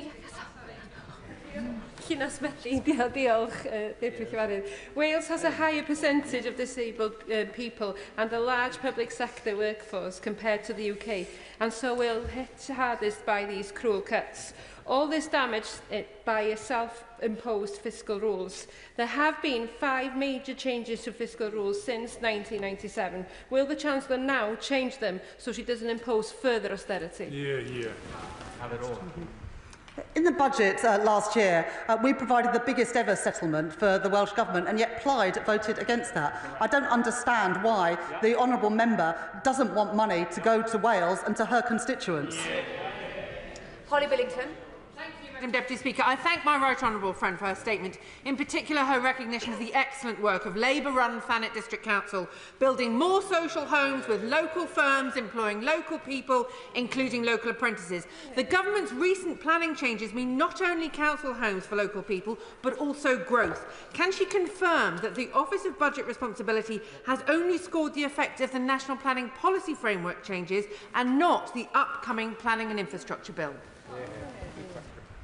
I thank my honourable friend for that question, and I was pleased to note in my statement today that Thanet have already come forward with plans to build affordable housing as part of the affordable housing plan, which I set out more money for in the statement today. What I would say to the honourable lady is that the parties opposite who abstain and vote against the planning bill are voting against homes for our constituents, and they're voting against jobs for our young people. On this side of the House, we back the builders, not the blockers. We back opportunities for young people and families housing for our constituents. It's a shame the parties opposite don't do the same. Graham Stewart. Madam Deputy Speaker, the Chancellor claimed that growth was a top priority, yet she's taken the fastest growing economy in the G7 and brought it to a shuddering halt. She promised there would be no tax rises, and next week's jobs tax will put tax rises on ordinary working people. And today she's cut the housing numbers by 200,000 and put up borrowing by £18 billion in the next 2 years. 18 billion. Isn't it time the Prime Minister invited the Chancellor next door and said, "Rachel, you're fired"? The plans that we inherited from the previous government saw the OECD forecast the UK to have the slowest growth in the G7 this year. They're now forecasting us to have the second highest growth in the G7. So that is the difference that this Labour government are making, moving us up the league tables. David Burton-Sampson. Speaker, and I thank the Chancellor and her team for the prudent work they are doing to restore stability to our economy. And this on top of figures showing that already wages are increasing in my constituency of Southend Western Leigh under this Labour government, and inflation is falling. Does my right honourable friend agree with me that this, alongside the new living wage worth £1,400 a year, will make work pay and will start to lift more people out of poverty? Thank you, Madam Deputy Speaker. I was pleased in the budget last year that I was able to announce a 6.7% increase in the national living wage, as well as a record increase in the youth rate of the minimum wage. That will help lift working people, working families out of poverty, alongside our Employment Rights Bill, which will ensure greater security for those who go out to work. Sarah Dyke. Deputy Speaker, growth is not on the lips of farmers whose confidence in the government is at a low ebb following the family farm tax, the abrupt closure of SFI and now the possible department cuts that could reduce the farming budget further. Charlie from Upton Bridge Farm in Long Sutton told me he's contemplating leaving his ground fallow due to the risk of a failed crop putting his farm further into debt. So will the Chancellor assure farmers in Glastonbury and Somerton and across the country that following the spending review, the government is still committed to championing British farming whilst protecting the environment? At the budget, we put record investment into our farming sector after being left plans by the previous government where they did not even use all of their farming budget. We're determined to give farmers the support that they need. Nestle Chaliska. Can I thank the Chancellor for her statement? I represent Barking, where she will know has some of the highest figures for deprivation in the country. And 20% of working adults there have no qualifications whatsoever. Does she agree with me that only through getting people the qualifications they need, creating jobs, can they ever improve their life chances? Good question.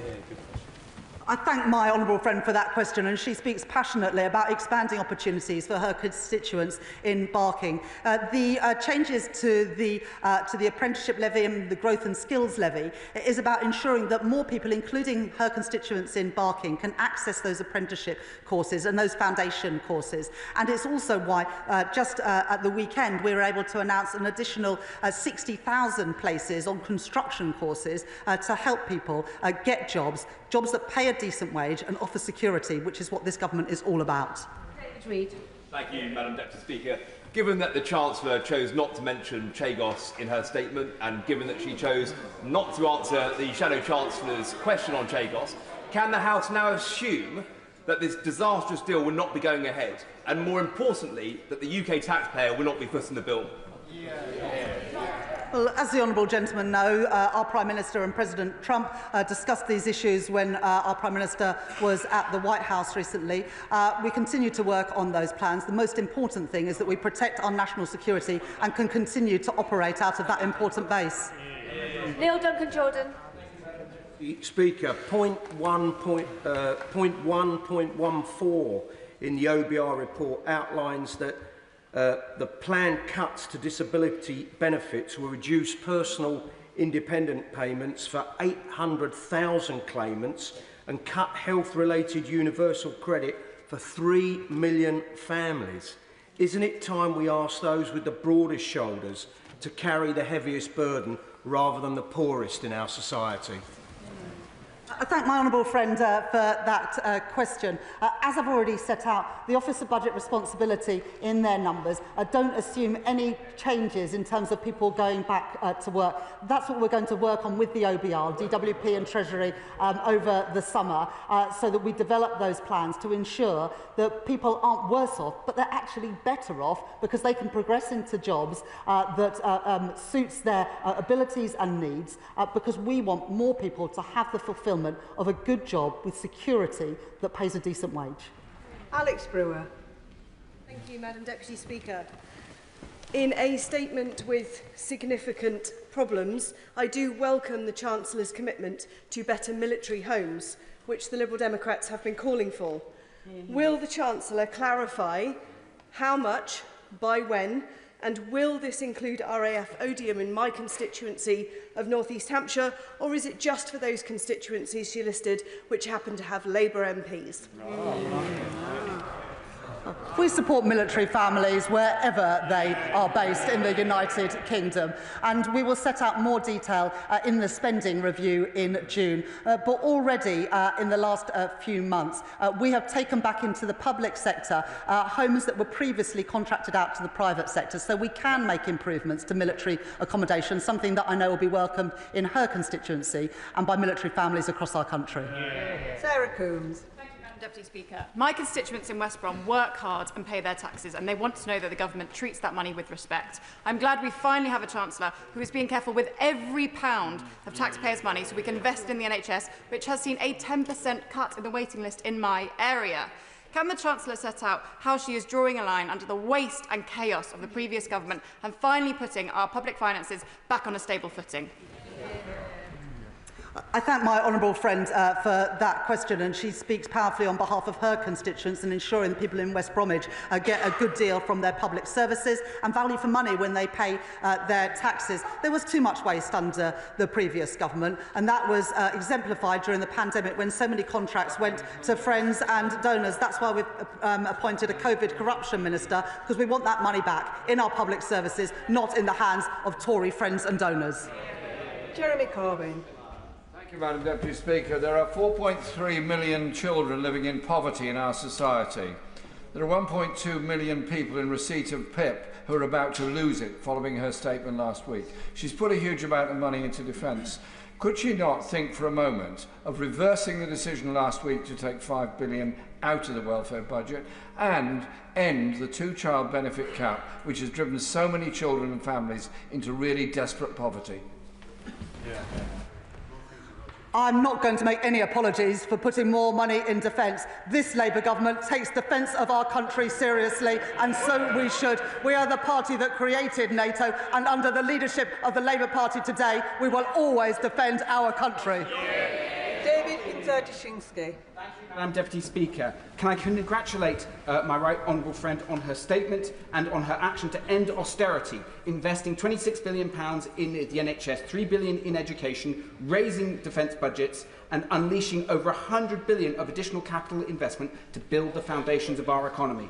On the day after this government voted through a pay rise to 3 million working people by raising the minimum wage, does she agree with me that it's only by making the tough decision to restore stability and by pushing ahead with the government's bold plans for reform that we can repair the terrible damage done by the party opposite, deliver strong public services and get more money in people's pockets?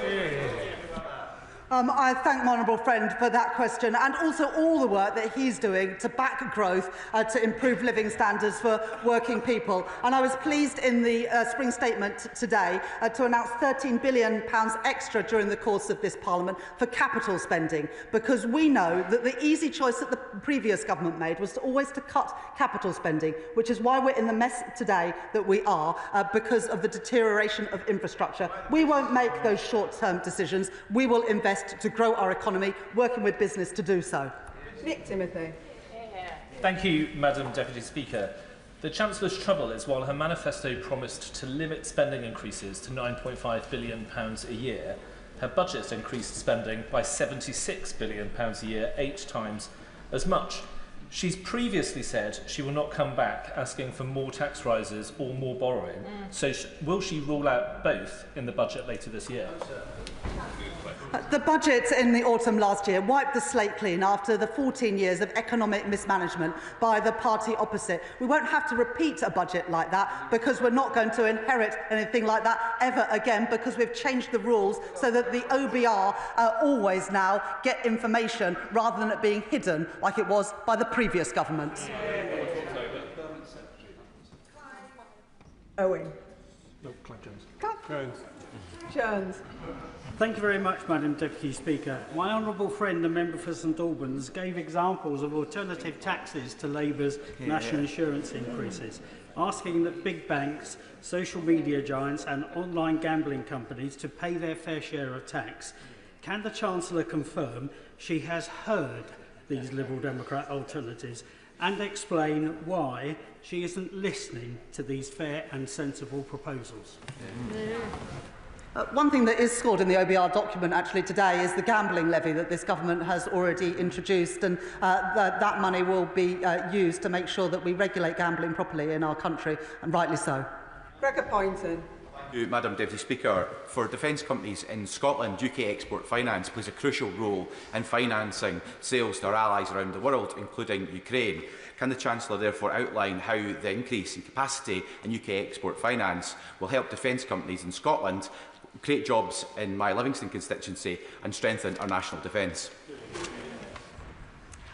Just 2 weeks ago, I was able to announce £2 billion extra for UK export finance, specifically to help defence companies in the UK export. As countries around the world and Europe particularly increase defence spending, I want to make sure that we get those contracts here in Britain to support our proud defence industry, including in places like Livingstone and in Rosyth, where I was meeting Babcock just a couple of weeks ago. Robin Swan. Thank you very much, Madam Deputy Speaker. The Chancellor's statement referred to people who were listening. The President of the Ulster Farmers Union was actually in the public gallery to hear her statement, which didn't reference agriculture or farming at all. It talked about country security and safety, nothing on food safety. It spoke of writing off the generation of young people. The Chancellor's family farm tax will write off a generation of young farmers. What confidence can the Chancellor give our agricultural sector? With specific reference to agricultural property relief, unless you have a farm that is worth around £3 million, you won't be paying extra tax. More than 2/3 of farms are not affected at all by the changes in that relief. And if you do pay the tax, it's at half the rate that anybody else pays, and you can pay it interest-free over a period of 10 years. Very different from the inheritance tax bills that anybody else pays. Mark Ferguson. Madam Deputy Speaker, and I welcome the Chancellor's reference in a recent answer to the £13 billion of additional capital expenditure announced today. So can she put today's statement in the context of the significant investments already made and forthcoming, and contrast it with the last government, who didn't have a plan for long-term growth and abandoned communities like mine?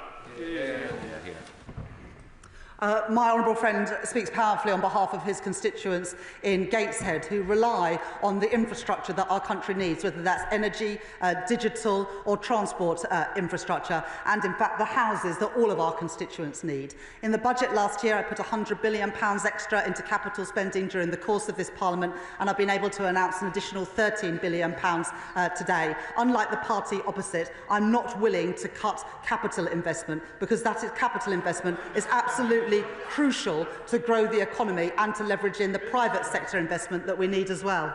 Madam Deputy Speaker, the Chancellor's made much of the government's investment in defence and desire to make the country a defence industrial superpower. I'm keen to pitch for a slice of the protected £400 million for UK defence innovation. Huntingdon is the home of our defence intelligence capability, the US Air Force's Joint Intelligence Operations Centre Europe and the NATO Intelligence Fusion Centre. It has a huge investment in sites like the Alconbury Wielder Enterprise Campus, Brampton Cross and potentially the redevelopment of MOD land around RAF Whitton as well. Perfect location for defence start-ups, and with the arrival of several already in flight, the US government is investing north of £500 million in Huntingdon alone. So could I ask her to make a similar commitment to Huntingdon and include it in her list of defence sites? What a great pitch. I'm sure somebody from the Ministry of Defence, one of the ministers, would be really pleased to meet with you to discuss those opportunities. As we move to 2.5% of GDP spent on defence and 3% in the next Parliament, I am determined that that money benefits our troops in the UK, but also supports us become a defence industrial superpower. And I'm sure that we can work with the honourable gentleman to realise those ambitions for Huntingdon. Rosie Writing. Madam Deputy Speaker, the party opposite left a £22 billion hole in our public finances, and they continue to oppose every decision made by the Chancellor to clean up their mess. Can the Chancellor tell us how things would look now if the Conservative Party had their way? Well, what it would mean for people in Kettering and around the country if we had continued under the plans of the previous government is that interest rates would have remained high, inflation would have remained high and growth would continue to flatline, whereas the OBR today forecasts that real household disposable incomes will rise, growth will be higher, living standards higher, because we have returned stability to the economy and we are backing the builders, not the blockers. Max Wilkinson. Sorry, Madam Deputy Speaker. I don't wish to interrupt the discussion on the front benches. Thank you, Madam Deputy Speaker. I have another opportunity for the Chancellor. In Cheltenham, we have a scheme that can produce jobs and growth and will support the defence industry. The Golden Valley development next to GCHQ, which will be a key part of this country's defence investment over the coming years. Will the Chancellor take it upon herself to work with ministers and other departments who already know about this to make sure that we get the investment that we deserve and GCHQ workers deserve too. I'm really proud of what GCHQ do to keep our country safe, and part of what we are doing around the defence budget above the lift to 2.5% is including some of the security service work, because increasingly the work that the security service do is crucial for our national security and defence. Of course, that's on top of the 2.5%, but as we protect defence spending, it is right that we take into account GCHQ and other security agencies as well. And of course, very happy to work with you to ensure that we maximise the benefits for so many constituencies, including in Cheltenham. Graham Downey. Thank you very much, Madam Deputy Speaker. Can I thank the Chancellor for her statement and welcome the increase in defence spending, which represents a huge opportunity for Scottish workers. I was delighted to have her visit Rosyth in my constituency recently. Will she work to ensure a continuous shipbuilding programme in this country to maximise the opportunities for Scottish workers? And does she agree with me that it is utterly shameful that these workers have been ignored by the SNP for the last 18 years? And will she confirm that this Labour government will always value the role of shipbuilding for our economy and our national defence? I couldn't agree more with my honourable gentleman. It's just a shame that there's no SNP members in the House, although there are so few of them, to hear what he said. Perhaps the honourable gentleman would write to the SNP and ask them why they refuse to back the defence sector in the United Kingdom and specifically in Scotland. Adnan Hussain. Thank you, Madam Deputy Speaker. It is estimated that in under 5 years, there will be over 3 million families in receipt of disability benefits who will financially lose as a result of today's announcement, with an average loss of £1,720 per year compared to inflation. Is the Chancellor comfortable knowing that she has brought despair and horror to disabled people and their families across the country? We have a very basic principle that people who deserve to be protected should be, those who can work should, and that we need a system that is sustainable. We don't have any of those three things today, and that's why we're reforming our welfare system, to give additional support for those with the highest needs, to give personalised, targeted and guaranteed support to help people back into work, and to ensure that we've got a system that is sustainable so it is there for generations to come. Louise Jones. As the Chancellor will know, the East Midlands is often at the bottom of investment league tables, and indeed we do suffer through a lack of transport planning. Will the Chancellor outline to me, however, how the extra public investment and the National Wealth Fund will change that and deliver for people in North East Derbyshire? I thank my honourable friend for that question. People in North East Derbyshire will benefit from the additional homes, whether they are able to buy those homes, to rent those homes, or indeed to build those homes, as we expand the number of construction apprenticeships and 10 new technical excellence colleges in construction. And they will also benefit from the increases in real household disposable income, because what we want when the economy grows is to have more money in people's pockets, and that's what the OBR confirmed will happen today. Helen Morgan. Madam Deputy Speaker, pharmacies like Green End Pharmacy in Whitchurch in my constituency are struggling with the impending hike in employers' national insurance, business rates, and in fact that they don't know what they were being paid for NHS services this financial year, let alone next. Can the Chancellor confirm whether Pharmacy First will be continuing beyond the end of next week? Well, I'm sure that the relevant health minister would be willing to meet with you to talk about that. But because of the investment that we put into our National Health Service last year at the budget, more than £20 billion of additional funding, we are able to start to rebuild our NHS, reduce waiting lists. Indeed, we have done that now for 5 months in a row. Madam Deputy Speaker, as we secure Britain's role in a changing world, I welcome the Chancellor's focus on defence innovation, and I thank her for referencing my community, Aldershot and Farnborough. We are ready to serve. When it comes to defence innovation, too many small and medium defence businesses in my community struggle to get access to the banking and finance facilities they need, often on the basis of self-imposed ESG criteria. Will the Chancellor join me in welcoming the investors and financial institutions that have responded to the campaign that I am leading with my honourable friend, the member for York Outer, calling on our banks and our fund managers to broaden their approach so that we can defend our country, support Ukraine and fire up our industrial base? I was pleased to be able to mention my honourable member's constituency in my statement today. As home of the British Army, on behalf of this government, we thank the people of Aldershot and Farnborough for the service that they give our country every single day. And my honourable friend is right to mention the importance of companies in the defence sector, whether they're big companies or small, being able to access finance.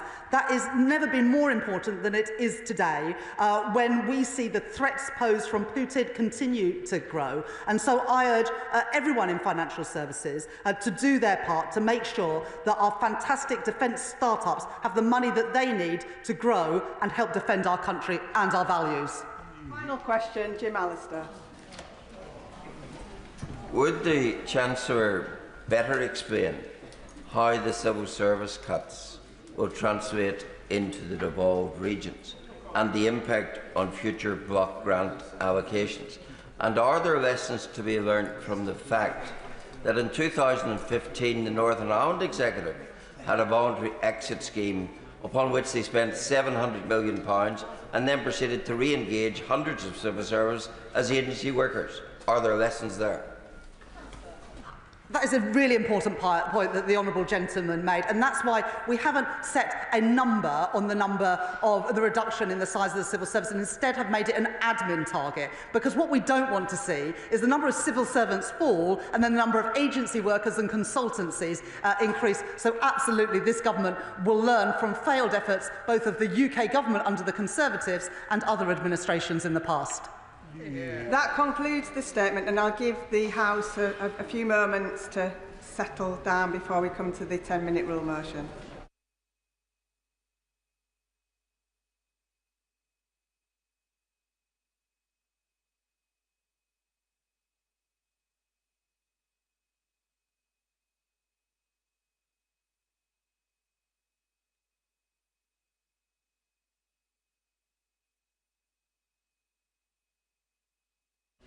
Ten-minute rule motion. Anna Geldard. Thank you, Madam Deputy Speaker. I beg to move